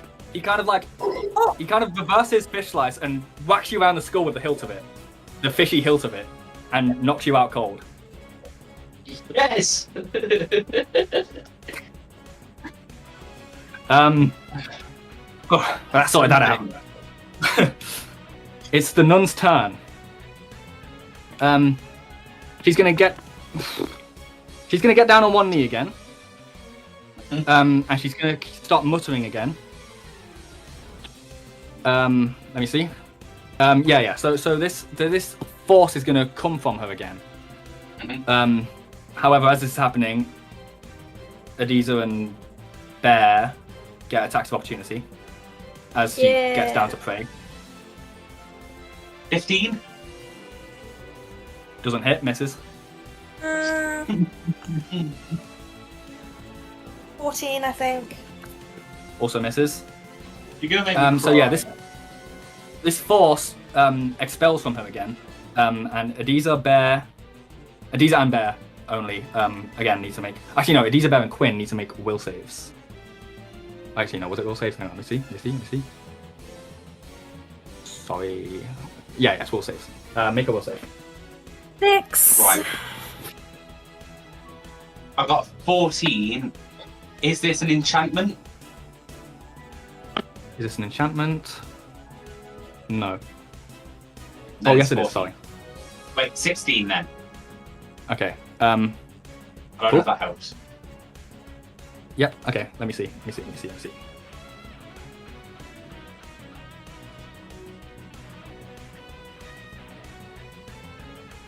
Okay, so as this force emanates, Adiza feels like again the force in there. Quinn and Bear both fall to the floor asleep.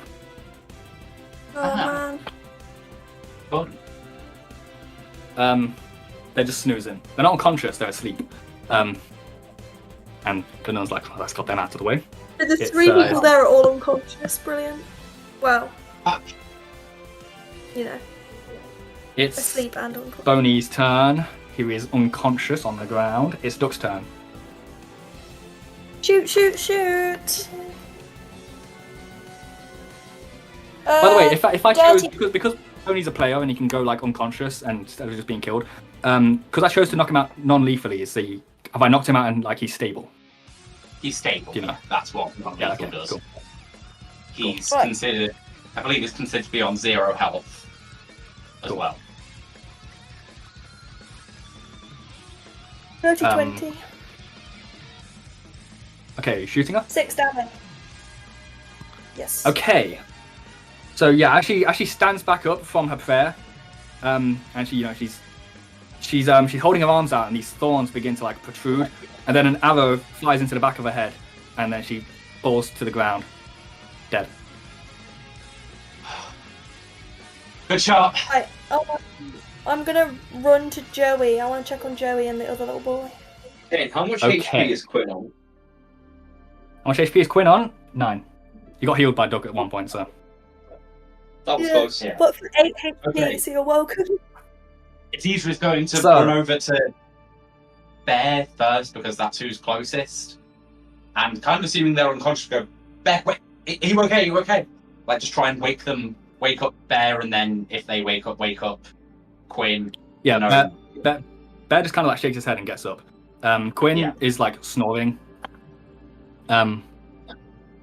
So as the bolt fired into the nun's head, none of you probably would have been looking at the cage, but in the cage, the gravestone just vanished in like a puff of like purplish like smoke, and Oh god. and Joey and the other boy just like like they came back to their senses. And now you're on this beach campsite. Duck is gonna go up to the obviously like check on Joey first, but then go up to the little boy and be like, "What's your name?" And then I'm gonna describe the woman that came into the woods with us and ask if that's his mom. Oh, my name is Xavier. How did I get here? Where's my mum? What? Oh, what a sweet Wait, little wait. angel. We think we saw your mother. Does she look like? Oh, shut Insert up. description. I don't remember what she looks like. Oh, yeah, that sounds like her. Oh, where am I?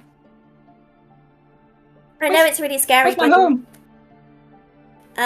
and you know, we can explain all of this later. Do you trust to come with us? You know, we have a boy with us. You can buddy up with him while we take you back to your mum. Joey like reaches out a hand to dap this boy up.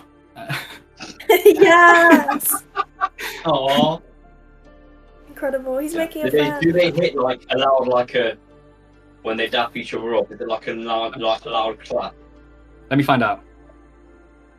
Yes. Oh, It's an almost flawless dap up, actually. oh, yeah. Nice. It echoes So yeah, across the reverberates.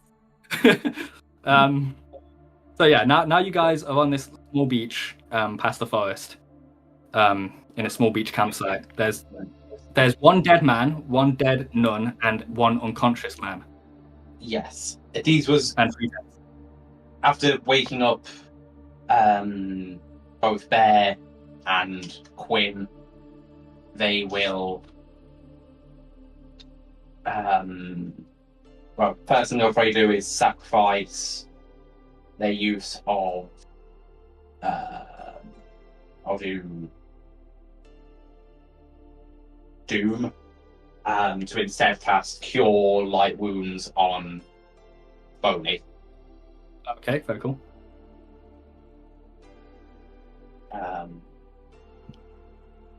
So that's 1d8 plus 1 per level, so 1d8 plus 3.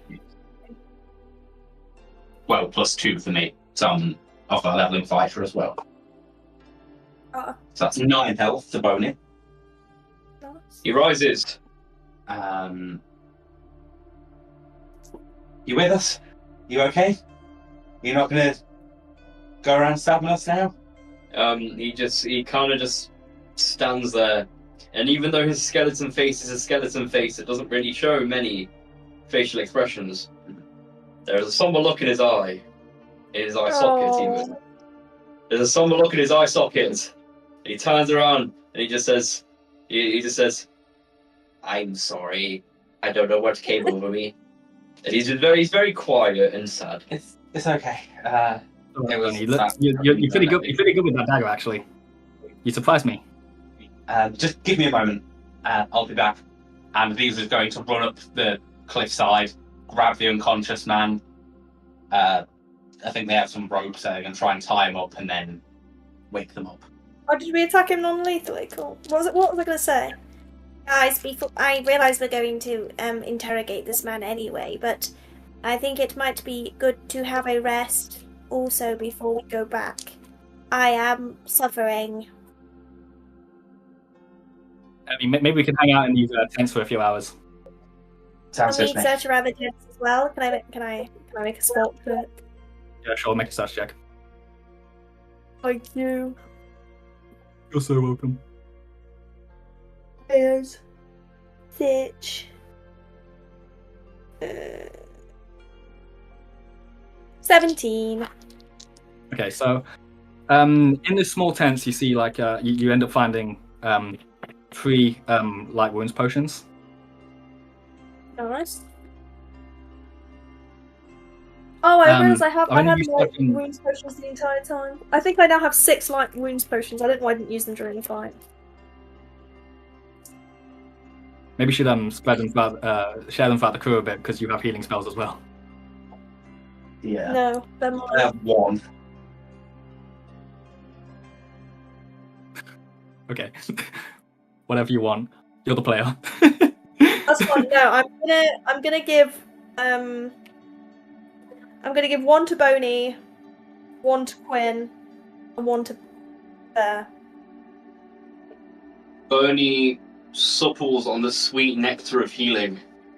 Okay, you can just drink No, it because we're gonna do a long rest anyway. Don't drink it No. now. So he's just giving you to hold on to. So you can use it now if you want, but we are planning on taking a rest soon. So probably not the best idea. Oh, true, actually, true. Oh, consider that, sorry, my bad. He does not supple on the sweet nectar of healing. He does that another time. Can you imagine? In fact, the I'm sweet- gonna keep the 1 for Bear because that will just be in my inventory anyway, basically. Because I'm with them.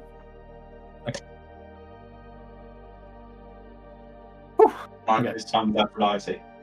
Oh, in Mm. fact, can I give 1 to Joey? You sure can, yeah. Here, buddy, just And in then he case can, of an You emergency. can have something to do in battle if he happens to be in a battle. You can maybe run over to someone and heal them. Yeah, exactly. Are any of you searching the really big tent with the magic circle in front of it? Yes, I'm searching all of the tents. I'd be searching.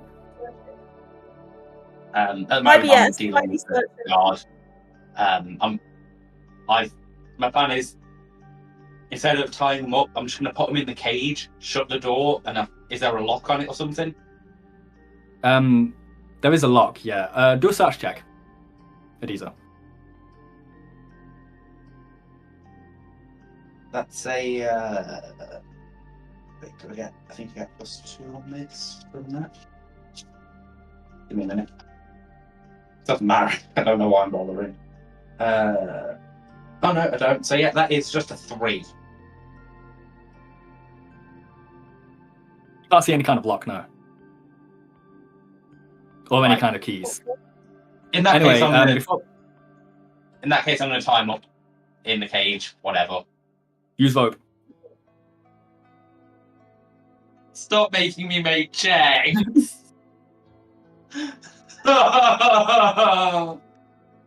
It's a 7. Quinn's gonna go over and help.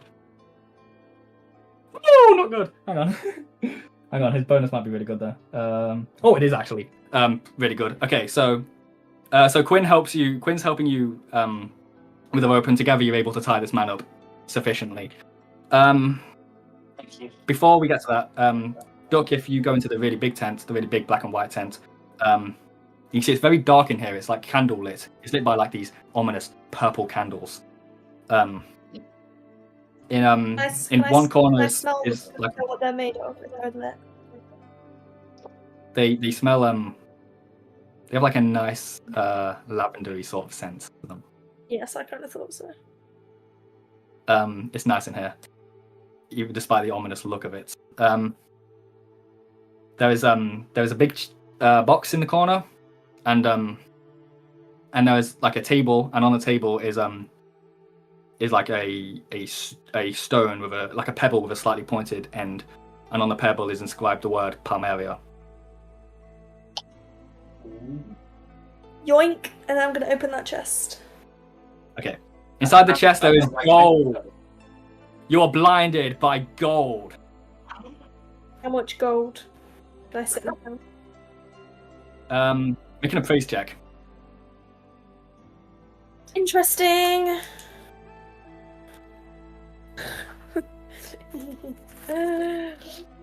Someone come help!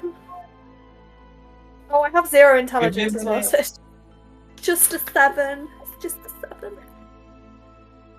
At least 2. Adiza, what are you going to do with this unconscious man?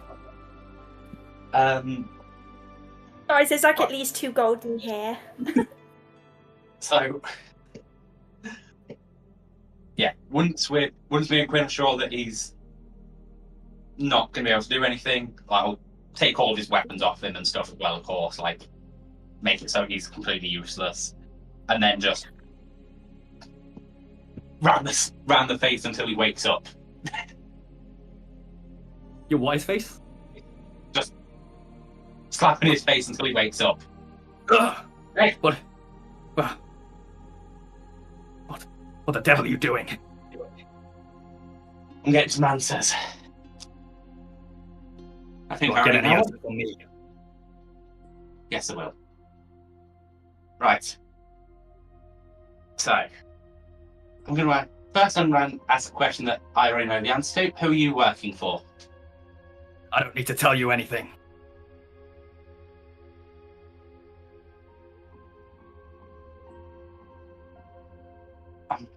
Beasts like you shouldn't even be speaking to me. And can Bear try to intimidate him by, like, you know, he's quite a big man, so he's going to stand menacingly, but he's also going to reach for his sword. Yeah, make an intimidation. Yeah. I think for Bear is... maybe just a straight roll.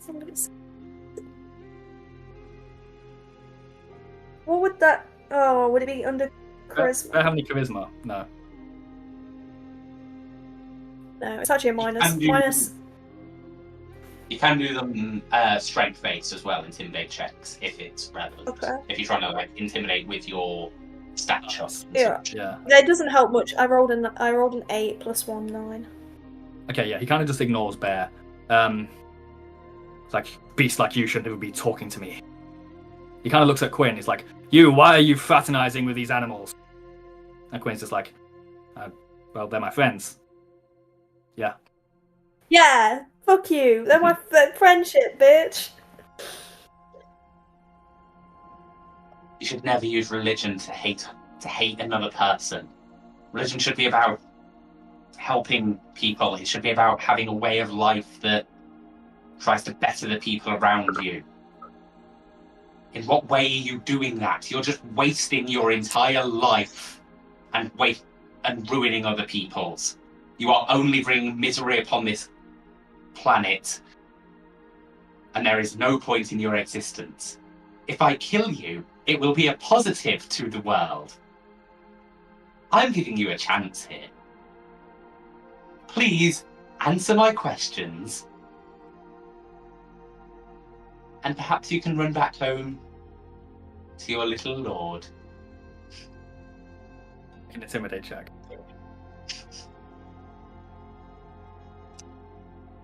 It's my first decent roll, apart from the nat 20. So that's 15 in total. I was put here by the Lord. I was created in his image. There can't be the same can't be said for you. And anything like you. Look at you. You're an ugly freak. I don't even know what you are. My purpose in this world is to spread the Lord's will and the will of St. John. I am a soldier of man. I'm gonna look around and make sure Joey isn't watching. Joey is watching. Oh. Okay, Duck is finished at this point, sorting out the chest and stuff. Duck's gonna take Joey and the other little boy by their hands and be like, guys, come help me count. There's at least 2 gold in that tent. Let's go count it. And I take them inside of the tent, and we're gonna go count gold. This makes things easier. Aditra is going to pull out the warhammer and say to Bear. Oh, and wait. While the children are counting gold, Duck's gonna play his reed flute to make sure that they don't hear anything. Performance.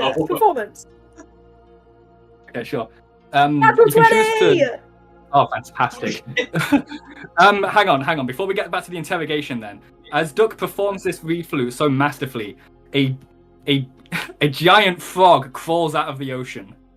And No, it's not the frog one, it's my normal one. Oh, it's your reed flute. Fuck, god damn it.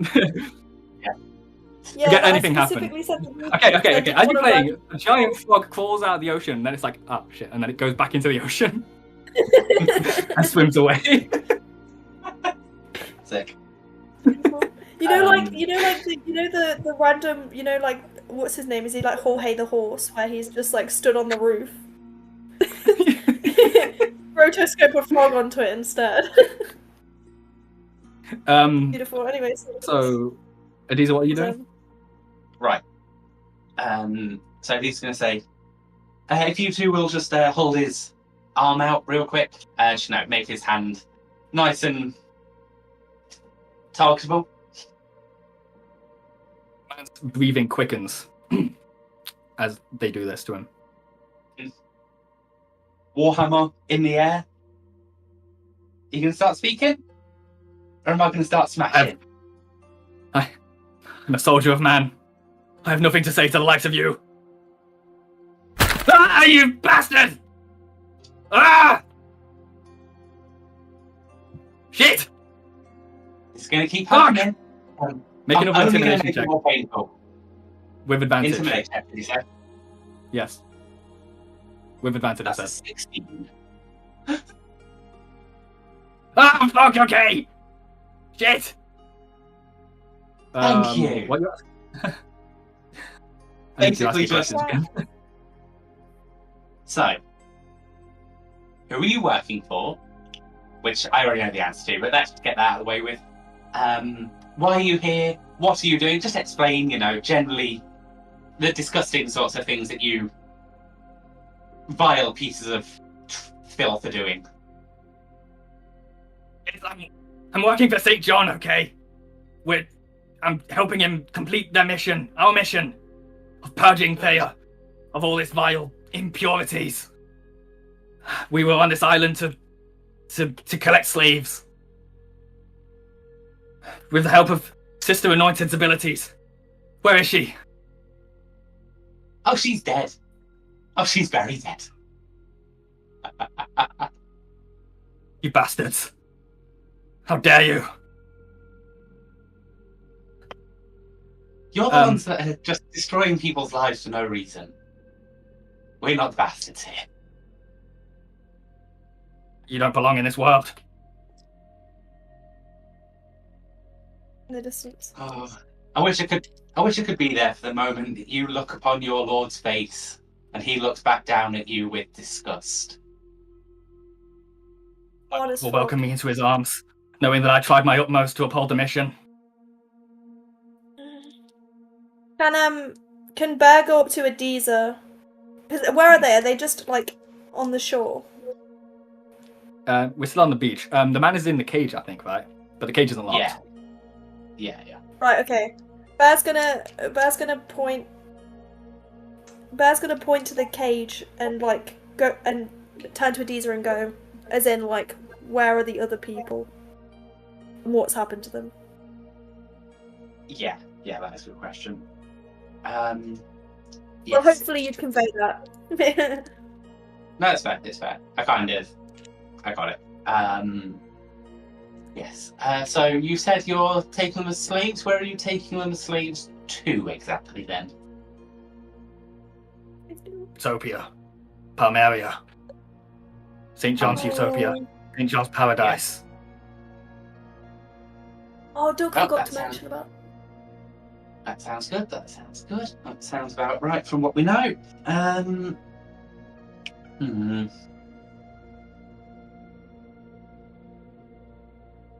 Trying to think of what I'm struggling for questions for some reason. We make these trips every month or so to find new slaves to take. The slaves do. We'd only had that little boy on this trip. We were going to wait for a few others to fall into the trap before we set off again. Is there a boat anywhere around? Okay. So there is actually something I forgot to mention. Kind of docked at this beach is a smallish boat, and it has it's flying like a flag, that's waving that bears a symbol, and I'm going to show you what the symbol looks like. Oh yeah. Give me a minute. Pirate flag. Also, having left the boys to like continue counting the gold, can Duck come in and ask a question? Yeah, Whoa. Very So cool. the flag bears this symbol. It's like a silhouette of like a very basic silhouette of like a human being, and it's all black, but it's got like this white glowing outline, and there's like this symbol of like this light emanating from the head of it. Yeah. Got it. Right.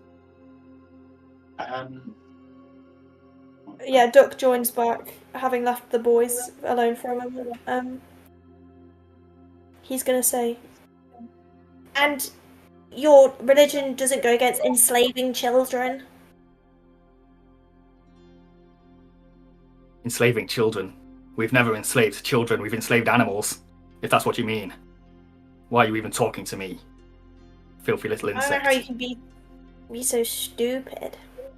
I mean, I'm. Don't you talk to me about intelligence. I'm I'll crush you beneath my No. boot.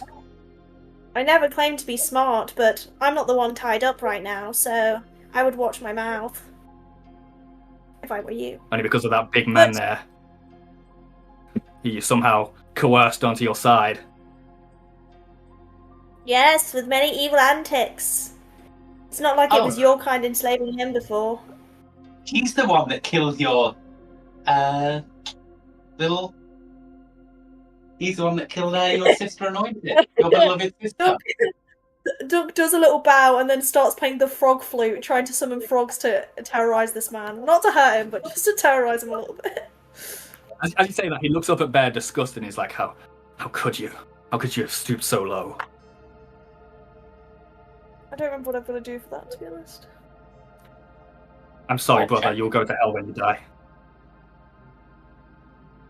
I didn't roll very well, so I don't think it's going to do much. Oh, Tash. What did you roll? What? I rolled an 8. I have my perform reading. Oh no. Yeah, you did. Well, then it's a 12. Okay. Have you got the paper for your frog flute with you? Yeah, I think so. It should say like the DC that you have to meet to succeed in getting the frogs to follow you. Oh, it's just it's a 10, so it's fine. Thank God for that. Because if they don't, I can't remember if I told you this, but if they don't obey you, they fight you. So. Oh, whoops, well. Well, that's great that I didn't fail then, because I'm on 2 HP. That could have And just they're been death. just going to start, the Duck's just going to say, Animals, you say? and then, the little frogs Got fucking jump in his ass. Just one or two, you know. I want one. What are you doing? You evil animal magics! Get him off me! I'm rage baiting this man. What is that Yeah. light flashing behind me? Can you see that? Yeah, I think it it's looks a like car. It's a car, yeah. Anyway, I can't believe how clear that is. What was I going to say? I've Duck had another question. So, what do you make these people do for you that you couldn't possibly do yourself as the superior species? nothing we couldn't do ourselves. It's just, might as Oh, well so put you're them to just some use. lazy. Great. I'm glad we've established that. God put us here to have dominion over all creatures. God can It'd be a suck shame my not to make left use of toe.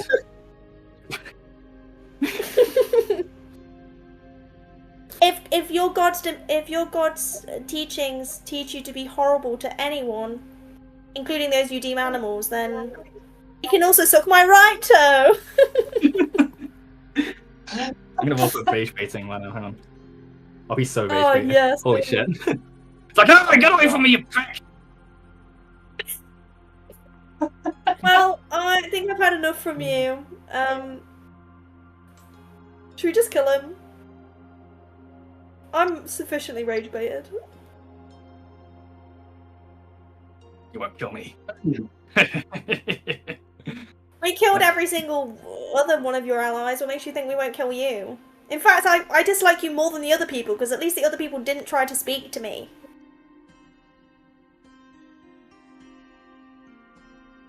Nothing more to say to animals. What am I even doing?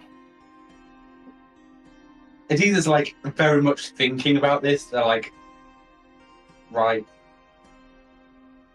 Their purpose in life is so little. They have so little to actually give to the world. But also, We got everything. if we kill him, it I kind of have a- justifies him. At least in his eyes. And that annoys me. I turn to Adiza, and I haven't shown them this at this point, but I take out the dial, the stone I found on the table, and I'm like, we already have our way to Palmaria anyway, so this Okay. cretin is unnecessary. I'm gonna go back to babysitting the beautiful children, irrespective of their species. Later, dingwad.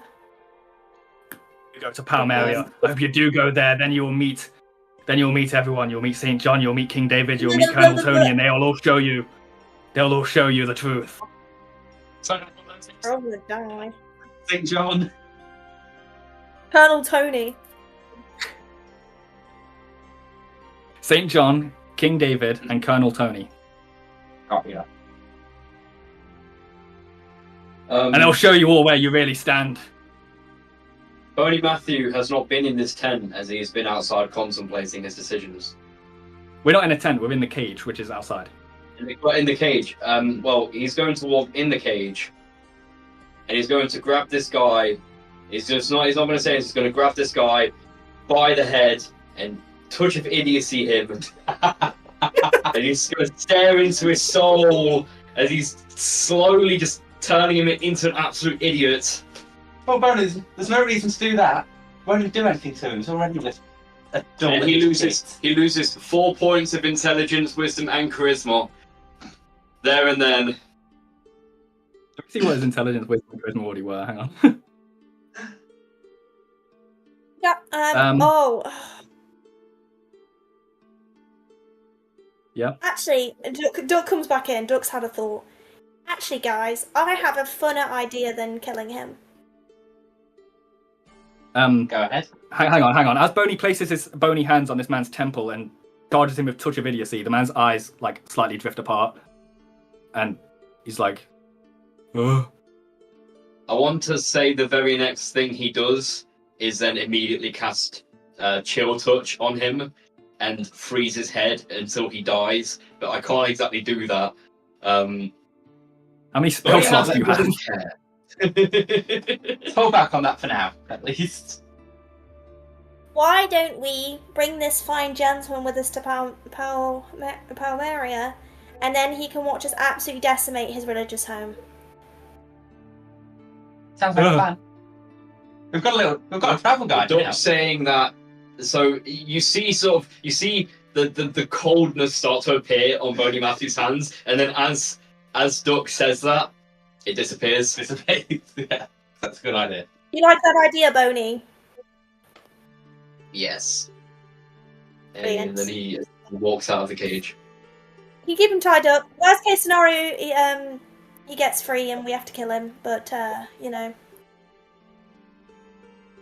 obviously we have to be careful because if he escapes, he might. Well, luckily Joey is human, so I think Joey will be okay. We'll try to return this little boy to his mother as soon as possible, so he's not a potential casualty. But I think we should all go rest. It's been a very long day. You can leave this guy tied up. Maybe take shifts if you like. Up to you guys. But I think we should keep him alive for now. Maybe he'll learn to not hate us, or maybe he'll hate us more. We'll see. Only time can tell. Can't get worse, surely. Kind of things that we're going to do to the people that he respects for some reason. Oh, he's not going to like us at all. How long does Touch of ADC last, by the way? I don't think it has a time frame on it, does it? Well, it does, I believe. No. It is 10 minutes per level. Okay, so that's not that bad. So half an hour. Ugh. Half an hour. Half an hour of being the most intelligent he's ever been. He doesn't have much like sentient thought in him, but he still has his hatred. So it's you know. Every time he pipes up, Edina just pokes the map, just like squeezes the mangled hand. Okay, so we're on the beach. Yes. The man has been turned into an idiot. You should be there. You guys were about to take a rest. Yes. You wanted to. Yes, please. Okay. We should definitely take watches. There could still be some more guards that were off somewhere when we arrived, so Sure. I'll take first watch if that's all right. Sure. Yeah, sounds good, Adiza. Great. It seems. Yeah. Yeah, I mean, these tents seem pretty good. We can, what do I want you to say? What sort of time is it? What sort of time is it? It's about midday. Got you. Actually, no, it's more like, it's about afternoon. It's more like afternoon, because you spent a while walking through the forest. That's true. Yeah. That's fine. Don't need an exact time, just sort of judging approximately. Yeah, that's fine. Yeah, you wouldn't be able to tell the exact time, you don't have a clock, so...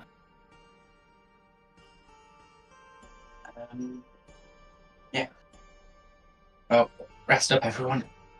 Got a fairly long walk ahead of us. Suppose we go to sleep in some of the tents. Don't think it matters too terribly Me, which ones. Bear, the two children will go in the big tent. Okay. Quinn They're already in that cat and in the cache anyway. I guess Quinn and Boney will go in the other ones. Because they're the only two guys left. And Adiza will be taking watch. And I'll wake up. Pray Quinn first. Next. Okay. Cool.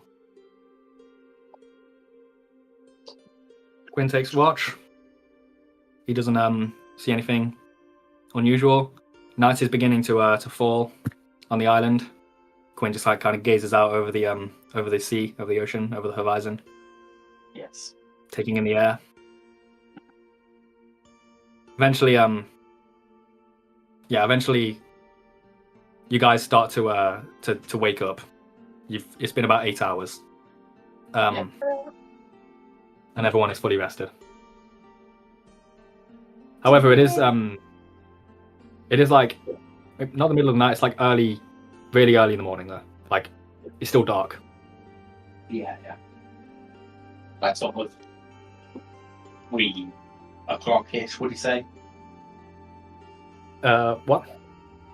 Like sort of very early hours, yeah. Very early hours, yeah. As you guys start to rouse. So do we want to wait around here a bit longer, or do we want to start heading back to the village now? I think it's pertinent to get this child back to his mother. She's probably worried sick. Yeah. Come on, boys. Okay. Oh, by the The way, boys forgot this how is much gold there Xavier was. talking. I was about to say, this is Xavier talking. By the way, that tent has 3,500 gold pieces in it. I made them count We're rich! 3,500 gold pieces. Oh, I should give that little boy some gold. Can I give that little boy 100 gold? Yeah, you can. I'm gonna give that little boy 100 gold. That little boy Wow! is the richest man on this island. We'll take it back to you and your mummy. And I'm going to hopefully divide help. this among the people. Oh. I should give him more, but I don't think I've done so. Okay, so now you have 3,400 gold pieces to share between the crew. Maybe not right now. Well, I mean, maybe right now. Actually, you're in a campsite. You're in a place of rest. How many of you are there here? 4, 5.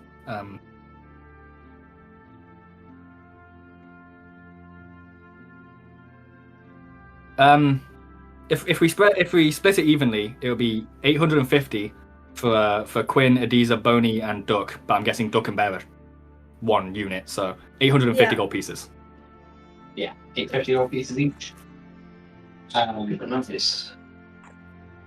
That's good to me. That's good. The coffers up a bit. 850.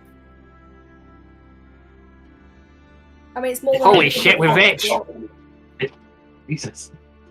Wow. Imagine if my dad could see me now. 170 points. I have 969 gold pieces. I have 1,053 gold pieces. I've got 978 gold pieces. 962, the lowest out of everyone. Yeah. This is the trials of being a captain, I guess. I have to be I can have the most. But whatever. I know, but Quinn is a nice captain.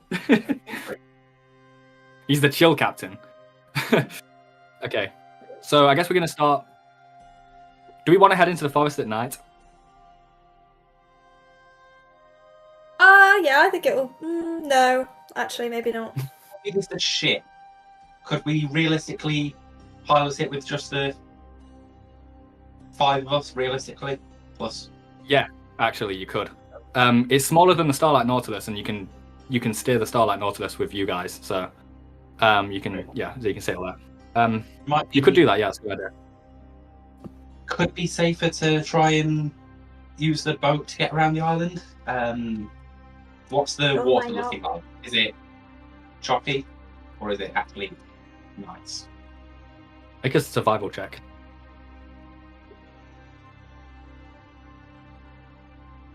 Good roll, good roll. Right. Oh wow, this actually weird looking, isn't it? That's. Do we get a plus from mana combos? I don't think it'll be fast. Might as well check. That's 22. Fantastic. Yeah, you can tell that the water is fine. The water is good. I'll also say with that we can kind of get going in a good without any issue really. If we get on the boat and start like doing the stuff to get it going. Can I, what's the little boy's name again? Xavier. Xavier, have you ever been on a boat? Well, my dad was a fisherman, but he's dead now. Oh, poor thing. Well, we're gonna go on. So we're not gonna since go on a then. boat, and you can tell me about your dad and all the cool fish he used to catch. Come on, buddy. Wow. Quinn's gonna say, my Quinn voice and my Xavier voice are very similar because I have one voice for like little boys, and Quinn is like borderline. So Quinn's gonna be like, I think we should take down that flag. because we might cause some panic if we sail into the village with that flag up. Absolutely. Okay, so Quinn goes up to the flag. Yeah. And yeah, we're gonna get going. Come on, men! Smashed it away with the Neville pirate flag. Quinn like looks over the crew. He's like, "Come on, men! Wow, bit of a sausage fest here. I'm noticing." Anyway. No women. You don't know that. Still mostly majority, regardless. Anyway, we're getting going. We're setting sail, and over the next few hours, we sail around Silverite Bay. We mostly have like, so we're sailing like north around it, because the beach is on the east side of the bay. So we're sailing north to go like up and around it. So we're just sailing with the kind of foresty cliffs on like keeping those to the left of us. Sure. Getting it? And then we like round like the bend, and as we go around like the cliff, we can see the village and the Starlight Nautilus docked there. Brilliant. Yeah. Let's make haste. Days are thems. So yeah, we sail into Silverlight Village. It's the middle of the night. Well, it's early hours of the morning, like I said. So there's no one around. Yeah. Makes sense. So yeah, we disembark. When we met the mother the last time, did we know where her house was, or did we just meet her in the clearing? We met her in the streets. Yeah. Okay. Well, can we head to the village and maybe ask a passerby whether they know the mom? I don't think there is any passerby. I will say you could ask Xavier where his house is. Yeah. Oh, of course I could. I forget that not everyone in this group's mute. Yeah. Well, Xavier, now that we're closer to home, can you show us where your house is so we can drop you off? It's that way. Come on. Let's go, buddy. Don't run too fast, you'll trip. Whoa. Okay. So yeah, are you going to Xavier's house first? Yes. Okay. Xavier goes up to his door and he knocks on it, and then the door is answered by like a man with like a white beard and he's got like a thing on his head like a doctor wears, like one of those things, like Dr. Mario, you know. Yes. And he answers the door. It's like, "Oh, Xavier, it's you. Where have you been? Your mother's been worried sick." He lets Are you Xavier my in. mummy's new boyfriend? Kidding. He lets Xavier in. I'm sorry, I got lost in the forest. I'm sorry, it won't happen again. These people here, they helped me. They saved me. I can assure you it wasn't the boys' fault. There was some nefarious going on. Yeah, we Everything should be well now. we suspect the kidnappings will probably be stopped now. No, the I give kidnappings. a... Oh yeah, were you but not the aware? disappearances. Of people. Oh, how troubling. He's gonna let you. Well, no, he's not gonna let you guys in, probably, because it's not his house. But you can see behind him that in a bed, the woman you met before, she's like lying, she's like asleep, and she's got like a cloth over her forehead. And you can see this man has been like nursing her. Yeah. So Xavier, your mother was worried sick. We found her passed out on the street near the forest. Heaven knows what happened to her. We might have an idea of that, but well, we thank you for returning Xavier safely. If you'd like, you can come back tomorrow, and maybe his mother here could arrange some sort of reward or some form of thanks. We don't require a reward, but we will come back tomorrow to see her. I'm gonna keep a hold of the gold that is Xavier's until tomorrow when we can swing it back by. Just because, I'm not confident that this guy won't take it. Okay then. Yeah. I'm going to do a sense motive check on this guy, because it's weird that he didn't know about the disappearances, because they seem to be common knowledge. Yeah, sure. Make a sense motive check. I'm rolling well. That's a dirty Alright. 20. Okay. You can tell that his reaction, the reason for his reaction was that he knew about the disappearances, but he didn't know that they were kidnappings, and you said kidnapping, so that was what confused him. Yeah, no worries. Just wanted to make sure, so I'll be like, But Oh, yeah, that's Carry-san, Carry-san. Okay. He shuts the door. So where to next, crew? Are we going to our boat, or are we stopping in that inn again? I don't see any reason why we can't go stay in the inn again. You know, while we're on dry land, we may as well, you know. Not that I mind sleeping on the boat, but nice to get out and about. Yeah, comfortable bed while we've got one. Indeed, indeed. All right, cool. We make our way to the tavern, the Silver Spoon. Yes. It is open, obviously. You walk in, and there's it's mostly empty. There's a guy behind the bar. Is Shallot, instead of the guy who was behind the bar before. They're like taking shifts. Oh yeah, So this Charlotte's is the behind the guy. bar this Didn't I pay him to do something to Boney? I don't remember. To wake him He up. paid him to wake up Boney and scare him and threaten to kill him.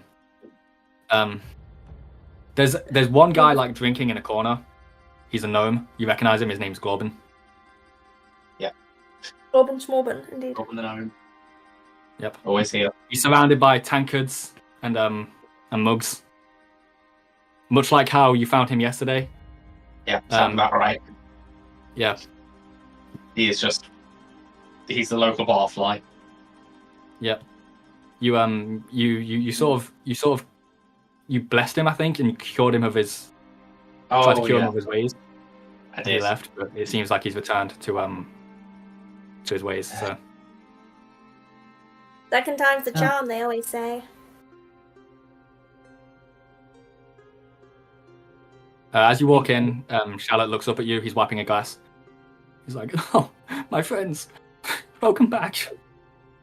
Good to be back. Can I get, Okay, can I get buddy. you anything? I'm fine. Can I get you anything? This Why is he what he does. crying? This is what he Oh. does. Because he cuts onions.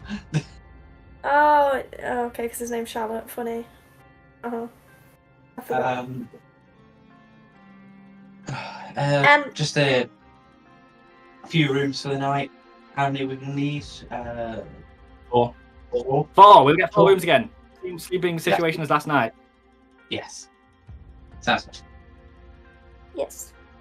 Right. 1 gold piece then. Quinn's gonna hand him a gold piece. Boney, you're the richest of us, so you cough up a gold piece. Yeah. There's a reason he's the richest. It's He just coughs up a gold piece. He just has a gold piece over There you that go, way. Dana. You're welcome.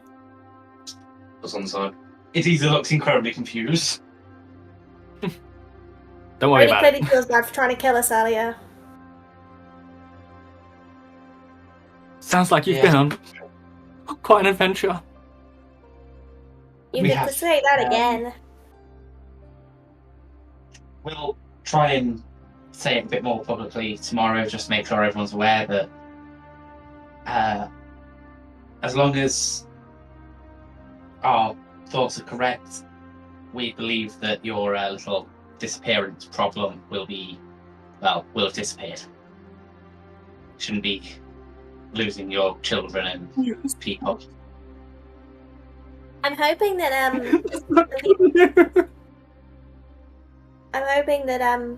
so we managed to rescue a little boy. The rest of them I think have been sent away somewhere else, but we're hoping to be able to send them back home at some point. Yeah. No promises, as we're Wish you not the actually best of sure luck. the status of those people, but we'll do our due diligence. Okay. You know, you can lead a kidnapper to water, but you can't make them free their slaves. My father used to always say that. Bless his soul. This is what I'm Um, always saying. Okay. The catch on. True. Let's go to our rooms, Yes. crew. Wonderful. I'm beat. Feels like it's been a You're whole. beating what? You're beating since I what? left. Yeah, it's been an eventful day. You Anyway, okay, Joey? I lean down to Joey's level. Joey gives you a little nod. He looks a little bit. Can I do a, can He I- looks a little bit shaken because he got attacked. He nearly got can I- attacked by those wolves earlier, and then he got like put in like a trance by the gravestone.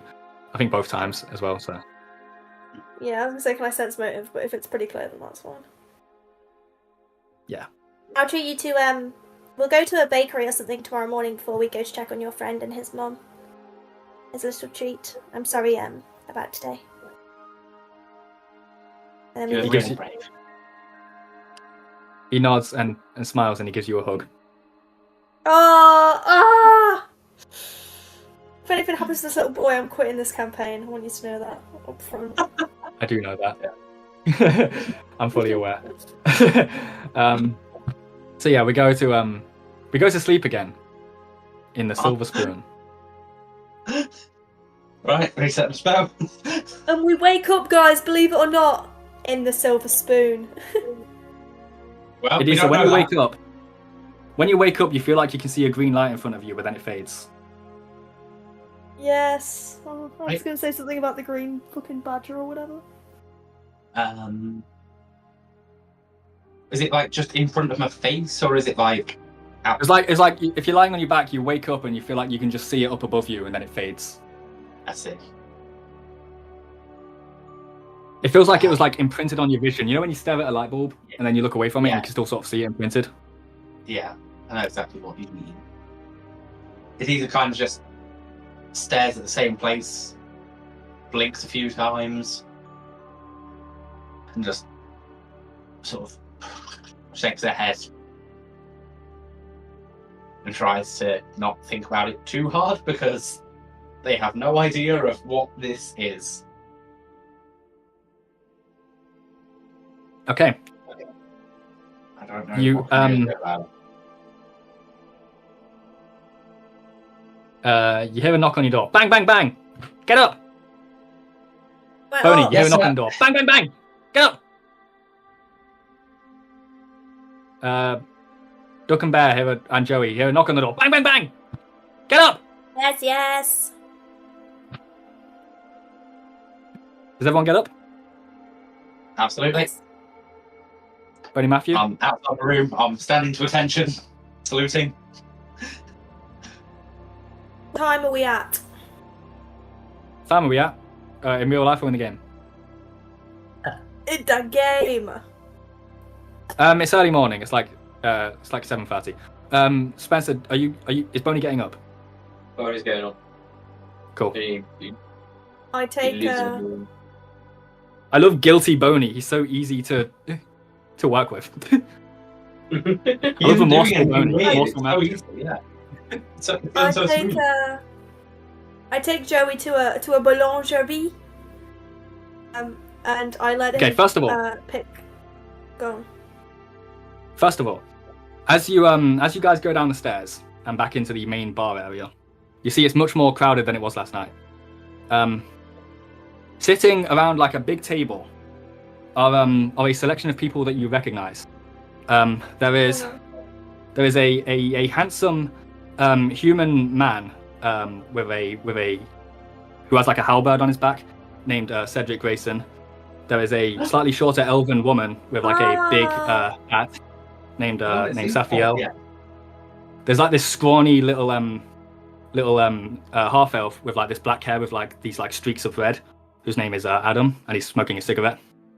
There's this strange there's this strange man sitting there with like a cowboy hat, kind of tipped down, who has like he seems to have like these metal parts on his hands. Who last time you were told was called T, but he didn't say anything to you himself. And there's a massive like orc lady named named Glacier, and she has a massive hammer. And they're all chatting and being merry. And as you walk in, Mr. Cedric Grayson spots you guys. He says, "Ah, hello, my friends! It's so good to see you again." It feels like it's been so long. Oh, come, join us. Did we have beef with them last time? I don't remember. No, we didn't have beef with them. Actually, something I wanted to point out is that Safiel has on her she's like wearing like on her robe like a little flower that's emanating like a faint glow, and Duck would recognize it as a flower that he gifted to her last time. Yeah. She's wearing it on like, her robe. Oh, what the fuck? That's actually quite cute. You didn't have beef with them, but like but you walked in and then solved the puzzle that they were trying to solve and then took the reward. And Safiel was all kind of like pissy about it. Yeah. I don't. I acknowledge the flower, and I just go, "You've got a good taste," and then we sit down. She gives you a nod. Come, roll up more chairs. Come on, let's all sit around and chat. Yeah, these will like sit down. They'll say like, "You last time we met, you were mentioning a captain by the name of Captain Redfinger, weren't you?"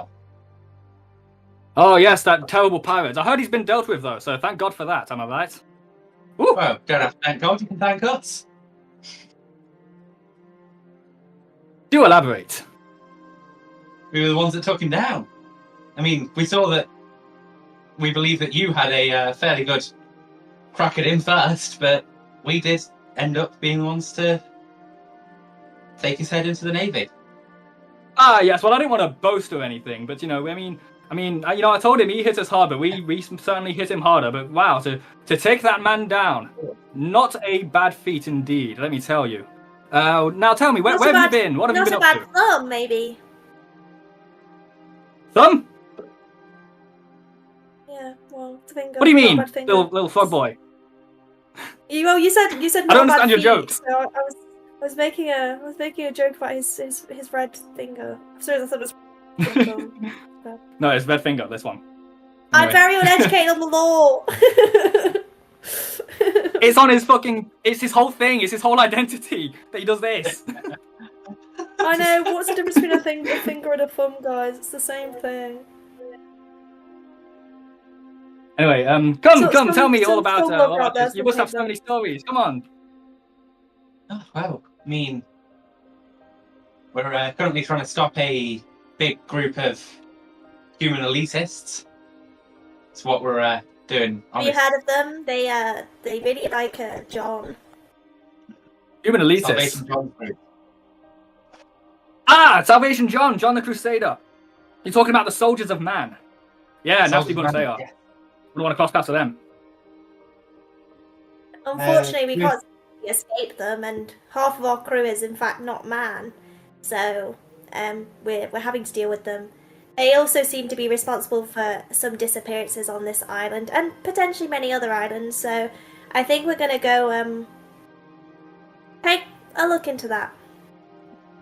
Yes, I've heard a little tale of such disappearances. We were just thinking of looking into it ourselves, but it sounds like you've got things covered. Ah, very good bunch. Well, you're always welcome to join us if you fancy an adventure. I'm sure the backup would be appreciated. An adventure would be marvelous. I mean, as you can see, though, my crew, as you said, we're not exactly man either, aside from myself. In fact, we're probably less man than you are.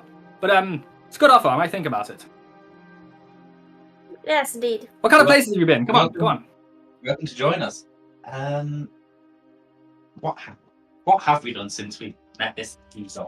I'll tell you what. After we last saw you, we made our way to Reed's Island, but before then, we stopped at this very fascinating place. It was called Short Dwarf Island. Now, let me tell you something about Short Dwarf Island. There was a tribe of dwarves, and there was a tribe of halflings, and they mingled, and they had short dwarf babies. It was very fascinating. Very fascinating stuff. Man, that's some anthropological study right there. We met a monkey man. He was very... A monkey man? Yes, you tell. He was a... I've seen a few monkey men in my day. We were a little bit afraid of him, admittedly. He was a very, very large guy, but he seemed jovial.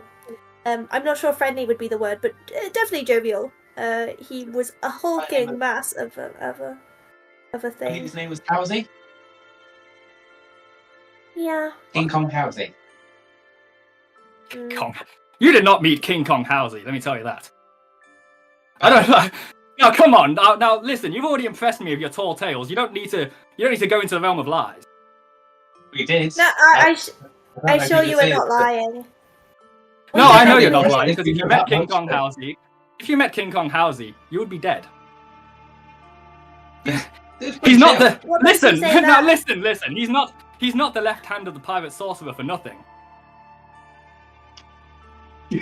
And what pirate sorcerer would that be? Ah, well, you know. The pirate sorcerer's name is cursed, as I'm sure you know.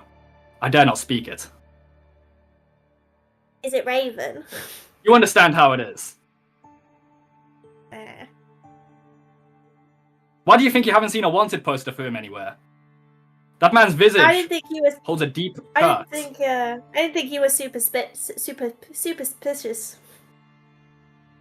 Oh, typically not, but the pirate's curse is a very real thing. I'll tell you that. I wouldn't want to cross. I wouldn't want to get on the receiving end of it. That's the last thing. To be I fair, want. we met. You got me we all, met Howsey what's at up? the. Sorry, Interesting. we met Howsey at a time where we just not long after we met you guys actually. So we hadn't actually done much in our journey at that point. So perhaps he didn't realise quite who we were. He seemed largely unbothered with us and more bothered with the at least 45 trolls he killed. Yeah, stoning to death a bunch of orcs. It seems. They weren't orcs, they were They're ogres. ogres. They weren't trolls either. Ogres, yeah. Yeah. Ogres. Yes, sir. Um, 45 ogres? What in the world are you talking about? At the table talk about. Hey, don't you go getting me mixed up with them types. I ain't no ogre, you hear me? Very sorry. No, sometimes people call me a frog and I get quite upset. 45. You know, I heard there was a big ship full of ogres sailing around, causing trouble. I guess they've been dealt with. Quite a lot of things seem to be dealt with recently. Some things on the tide. Apparently he was just looking for seaweed. He was trying to get to Thunderwater. And he was on this side of the chain. I don't know how he got here when he was trying to look for Thunderwater, but Oh, Thunderwater, that's all the way to the east. By the way, have you heard the news about Captain Turner? He's been arrested, you know. Very good news, I must say. yeah, probably. What about you guys? What have you been up to? You know, aside from the halfling dwarfs, which does sound very cool. Well, after Short Dwarf Island, we did make it to Reed's Island. Not much trouble going on there. We just kind of spoke to the locals a bit and looked into the graveyard. Very interesting culture they have there. We not investigated. We just kind of had a walk around and looked at the names and learned a bit about some of the burial rituals. We met this really nice mortician called Scarab. He was like a little goblin. Oh, very lovely chap. Yeah. And I met this. And Adam here, he points at Adam, met this wonderful woman named Nadia. Hey, tell him all about Nadia, Adam. Adam's like, she really. Yeah, I mean, things with Nadia didn't really work out. She kind of told me that she'd rather fuck corpses. So. Yeah, no. Ask our corpse here. He knows. Yikes.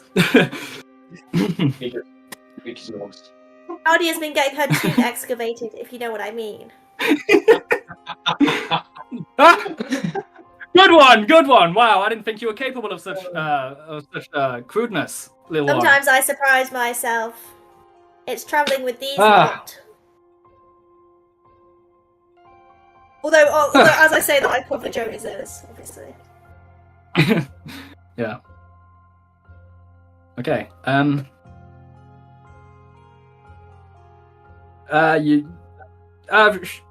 Bartender, drinks, come, fill up our drinks. Yeah. I feel like we bartender comes, this time potentially it's owe not you guys colours, this round, considering our last meeting. Well, I won't refuse that. So yeah, Duck. So Sorry, this time no, the other that's- bartender comes along. Not Charlotte, it's the other guy. With a kind of nasally voice. He comes over and starts filling your giving you mugs of like ale. Filling very all their much. mugs. No problem. Let me know if you need anything. Oh. Yeah. So I guess you guys are just gonna chat with Cedric a bit. I suppose eventually though, Doug, you wanted to take Joey to the bakery though, didn't you? Yes, I take him to a bakery, and I tell him he can pick whatever he likes to have for breakfast. Ah. So you find a bakery on Silverlight Bay. It's called it's called the Warm Bun. Nice. Called the Warm Bun. The warm bun. And he and Joey like kind of looks at like the windows and stuff that are showing like the different Lift him up so you can products and see. stuff. And Even then though that's he picks just out like, like I can only lift him a little bit higher than he can actually stand. Cause I was gonna say like you're about the same height, so Yeah, but surely as a frog I have very long arms. no, I think you just have like normal length Also- arms. Also, Bear came with us, so Bear can actually help. Bear would have come with you, yeah. So Bear can be the one doing this. Bear is your arms and What legs. goes there goes. Yeah. Bear is my arms, pilot I'm Bear like a Bear's mech. voice. You know, Yeah. It's a good I have Bear relationship. like a mech. Joey eventually picks out like this like really elaborate looking like chocolate like donuts, and he points at that one. Amazing. And then I get two because I'm gonna hide one for later for him. Okay. Yeah, that cost 1 gold piece. For 2 of them. Awesome, that's fine. Okay, And I buddy. guess as you walk out of the bakery, Joey is happily munching on his donut. Brilliant. He's got like chocolate around his mouth. You saw that after, buddy. And And then can we so go now back you to the bar? You want to go to the tavern? Okay. And then we're gonna That's go tavern. to the woman's house, right? So are you trying to collect Adiza and the rest, and Boney and the rest of them from their conversation with Cedric? Go so to that the you can all woman's go to the house, woman's yeah. house? Or do you want to just go to the woman's house on your own? Oh, I guess I could just go by myself. There's no reason for those guys to be with us, I guess. Yeah, I'll go. Okay. Before that, is there anything in particular that you guys want to be saying to Cedric's party about anything? Adiza would actually, like, noticing that they kind of know a bunch more of, like, really obvious information about the Grand Fortunatas than we do. Well, about the Fortunatas, sorry. I'm going to say, like, look, we're clearly a bit unprepared in terms of knowledge, at least, in terms of the people that are on these islands and such. Is there any really stupidly basic information that we might have missed? We know about the Night Mariners. We now know about this pirate sorcerer who apparently has some weird curse. We know the Navy's here, and we know about the whole thing with Captain Shelley, of course, but honestly, other than that, we're kind of underprepared. I can't think of much. Oh, I'll tell you what, do you know about Abyss Fort? Now that's an interesting one. Abyss Fort. It sits at the center of the Fortune Islands. It is said to be one of the strongest. It is said to be one of the most impenetrable strongholds in the world. I see. And travelers are forbidden from going near it. So probably good that you know that.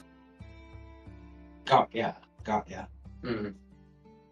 Well, I mean, We haven't dared to approach it yet, but we've heard yeah. Captain. good to see. After the story goes, Captain Shelley kept adventuring around the Fortune Islands and eventually went. Well, what happened to her? How could someone get to the center of the Fortune Islands and make a fort there? how could something so concentrated happen? Oh, who knows? Really, it's a mystery. They keep it under tight wraps. Yeah, what they get up to in there and how they built it in the first place and stuff like that, and what even it's guarding, if anything. They keep that all under tight wraps. Although, of course, the thing that it's guarding is one of their worst kept secrets. It's the Abyss. The Abyss? Hence the name. Oh, wait, yes. We found we found some. I believe we found some wait. Do we know about any link between the Asmodonite and the Abyss? I feel like we were I told you that Asmodonite was a rock from the Abyss. Yeah, we found this rock that was supposedly from the Abyss. Asmodonite? I've never heard of Asmodonite. That sounds pretty interesting. Sounds pretty cool. Yeah, apparently it formed down there, but we found it in one of the, I guess, one of the leaders of the Army of Man's basement. His name was Father Gospel. It was just, he was keeping hold of it. I've got the blacksmith of the village, Carrot, working on imbuing it into my shovel, so I don't have it on me at the moment. Oh, very nice. That's very cool. Yeah. I mean, I don't know how it would have gotten there. I didn't even know that it was a thing, so, you know. Oh, I mean, it's nice to know. Obviously, my crew and I have not been to the Abyss. That's absolutely ludicrous. It's so well guarded. Yeah. Plus, it's a giant fucking hole in the ocean. Like, why would we want to go there? We would probably die. I can't lie. Yeah, that sounds about right. It sounds kind of terrifying.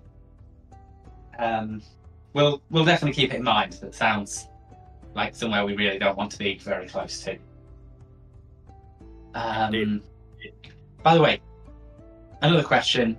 Again, something that should probably be common knowledge, but we just don't know that much about. We know of some of the names of the Night Mariners, but could you perhaps elucidate a few of the others? Oh, I don't know all of them. Hang on. We know of Blackbird, Silverhair, White Fox, and Gold Snake. We met Gold Snake, actually. Nice chap.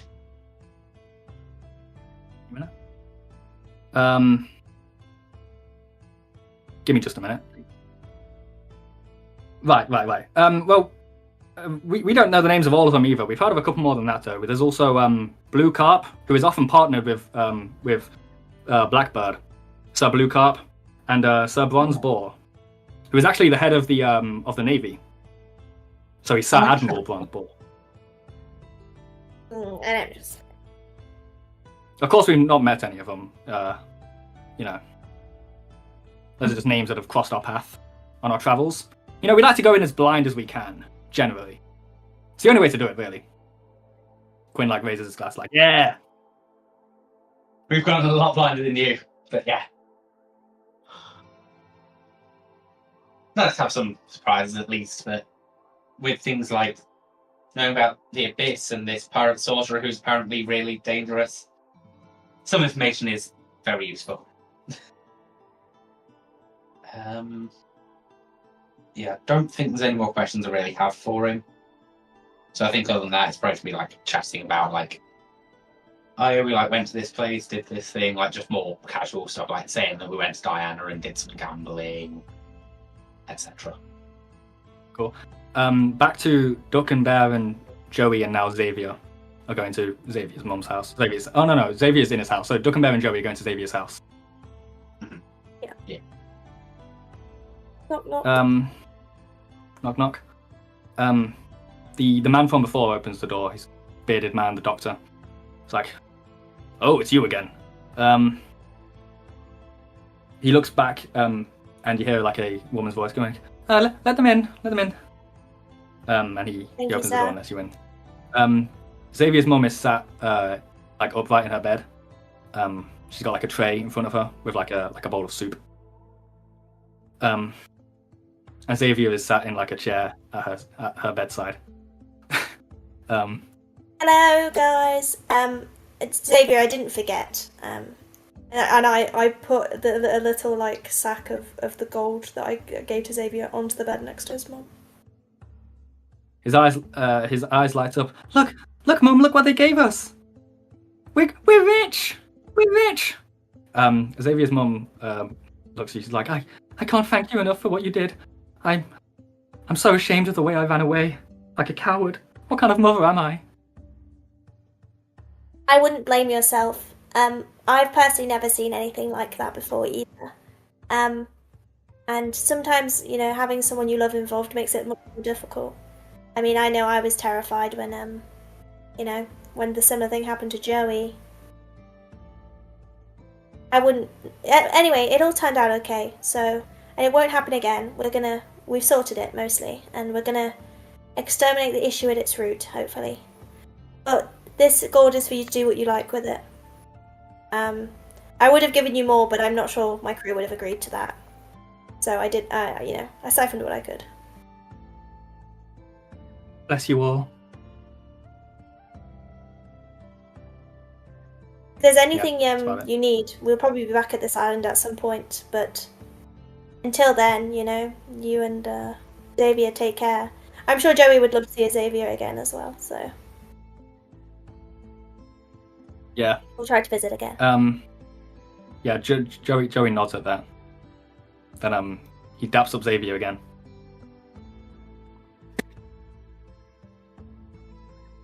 Yeah, it's a good dap up again. Sound reverberates throughout the small house.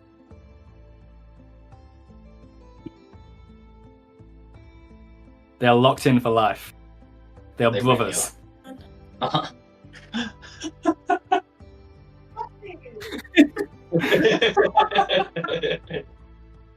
Leave. Okay. To be fair, maybe this is a decent to end it. I can think of one more thing I want. Okay, that's nice. That you guys want to do before we end it. So, Zen? Adiza will very much want to check on how their shovel is doing. Yes. Oh yes. I did wonder where the shovel was. So, are you going to tie yourself away from this conversation you're having with Cedric? Yeah, Adiza's kind of going to say, also I mentioned the shovel's in the blacksmith at the moment. Believe it should be about ready, so I'm just going to pop out for a bit. I'll be back in a moment. I'll come with you, Adiza. It's been good talking to you, everyone. We'll catch up again later. Yeah. Cedric just like, yeah, so long. Feel like the rest of the team will be like nods of respect. Seems to be crossing a similar path. Yeah. Boney, are you going to go with Quinn and Adiza, or are you going to stay chatting with this lot? Boney's gonna go with Quinn and Adiza. Okay. There. Yeah. You notice that Adiza is kind of speed walking. They're very antsy to get their shovel back. You're excited, aren't you, Adiza? Towards Carrot's blacksmith, and they're just Carrot's shop. You knock on the door, and quite quickly it's answered by Hazel. She's like, just in time! Just in time! Oh. Come! My father's so excited to show you his work. As you walk in, you can see there's the counter, and there's these weapons on the racks around the wall. And Hazel's like, Father, they're here! And from the back walks Carrot. He's kind of limping a little bit. He's got a peg leg, and he's holding Adiza's shovel. And you can see at the end of it where the picture of the sun is drawn, is embedded this shining diamond looking material. And he says, "This is some of my finest work. You will not be disappointed. I must thank you for letting me work with such materials. It was a rare opportunity." Thank you for doing it for me. It looks beautiful. I'm so glad that you've done this. Did we pay him at all for this, or at least no? So this was payment for you rescuing. It was, yeah.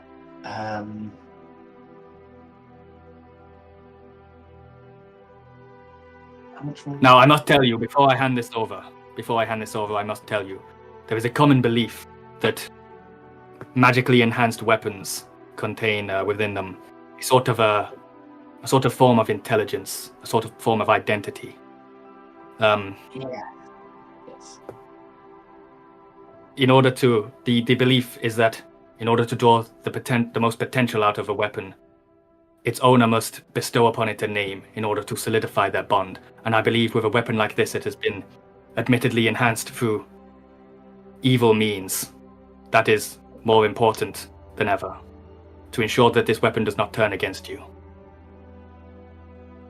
Right. Understood. He hands it Mind over to if you. I was about to say, mind if I hold it? He's like sort of feels the balance of it, like feels it in their hand, and just sort of like looks at the image on it and just say, "The Ashen Road. That's your name." Fantastic.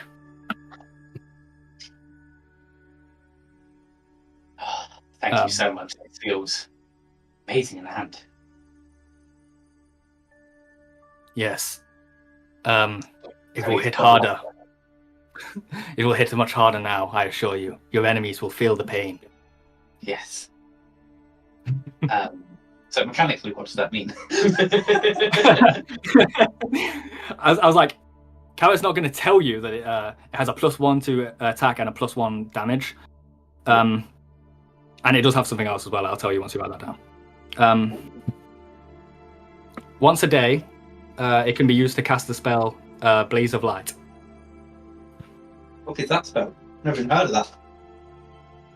Yeah. Let me take a look. Don't worry, I did look into this beforehand. Okay, don't you worry about that. Yeah. I'm sure. Let's see. A cone of bright light shines forth from the end of the shovel. All creatures within the cone that fail a fortitude saving throw are dazzled for 1 minute. Ooh, that's good. Yeah.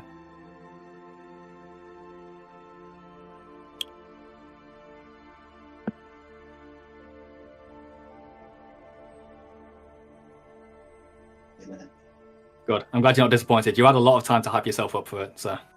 Yeah, that does sound very good, actually. About it, where it says shovel as well and right Ashen Road.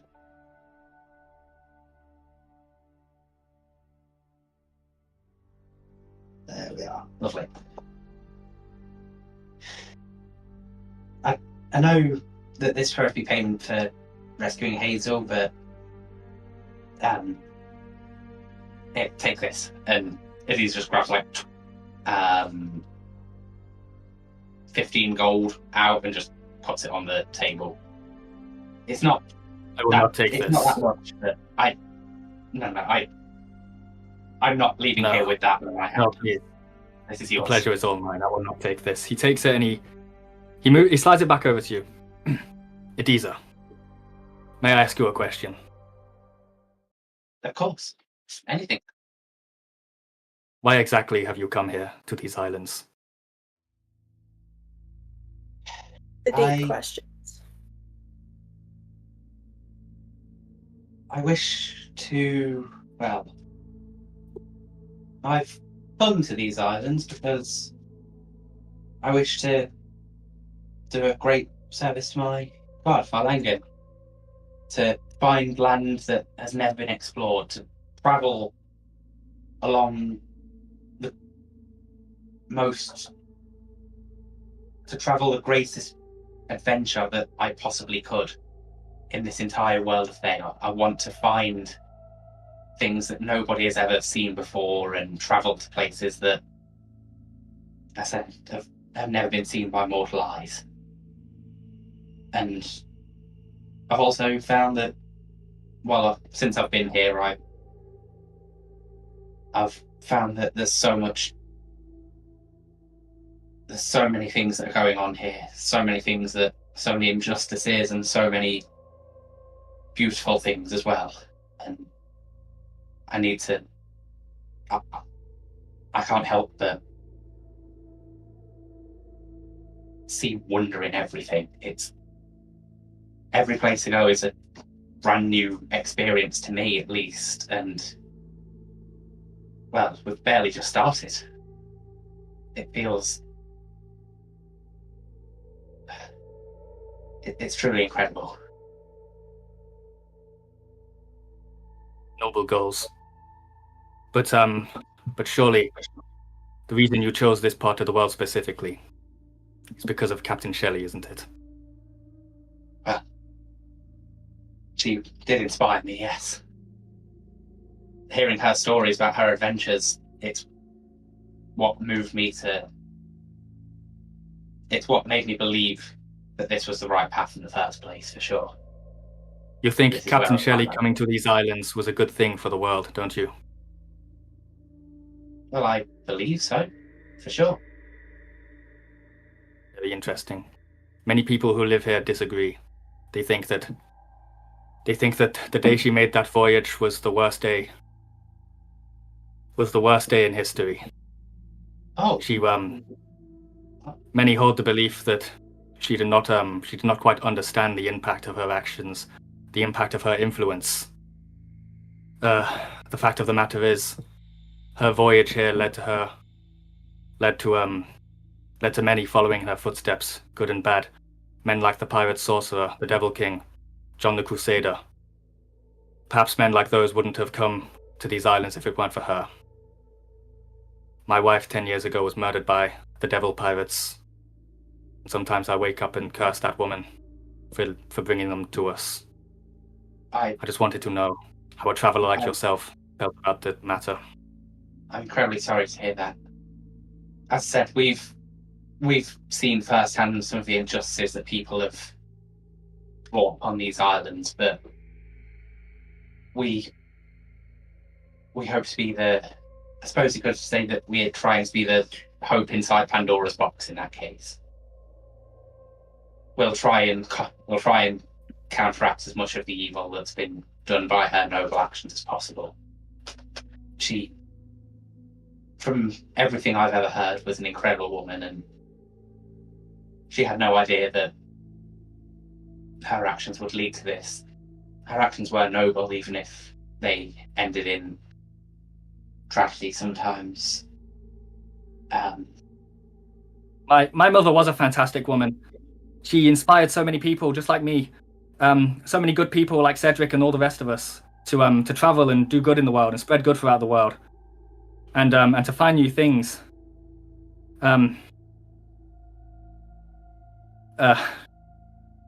She was a good person. This Carrot's like, yes, I see you all have a glint in your eyes, the same glint that she did. You're all good people. We try. Thank you. Thank you. But I want to say, as we're leaving the building, we're walking out, and Boney's sort of hobbling along. He's digging his stuff into the ground, a little bit harsher than normal, and he stops for a second and he takes a deep breath. He digs out a sigh. If I may, after yesterday, the time when I was brainwashed by that evil bitch. When I was brainwashed, and when I came to, I felt something strange, something I haven't really felt before, and I just wanted to say that I'm sorry for all of the mishap that I have caused this far, and I think if I had to give it a label, it would be called compassion, I suppose. Oh my god! And a little white bone falls out of his eye. Ben puts an arm around Boney's shoulders. He's like, I'm so proud of you, Boney. Oh So proud of you, Boney. His bony tear falls onto the floor. Character development. Okay. Indeed. Oh, no. To be continued. To be continued.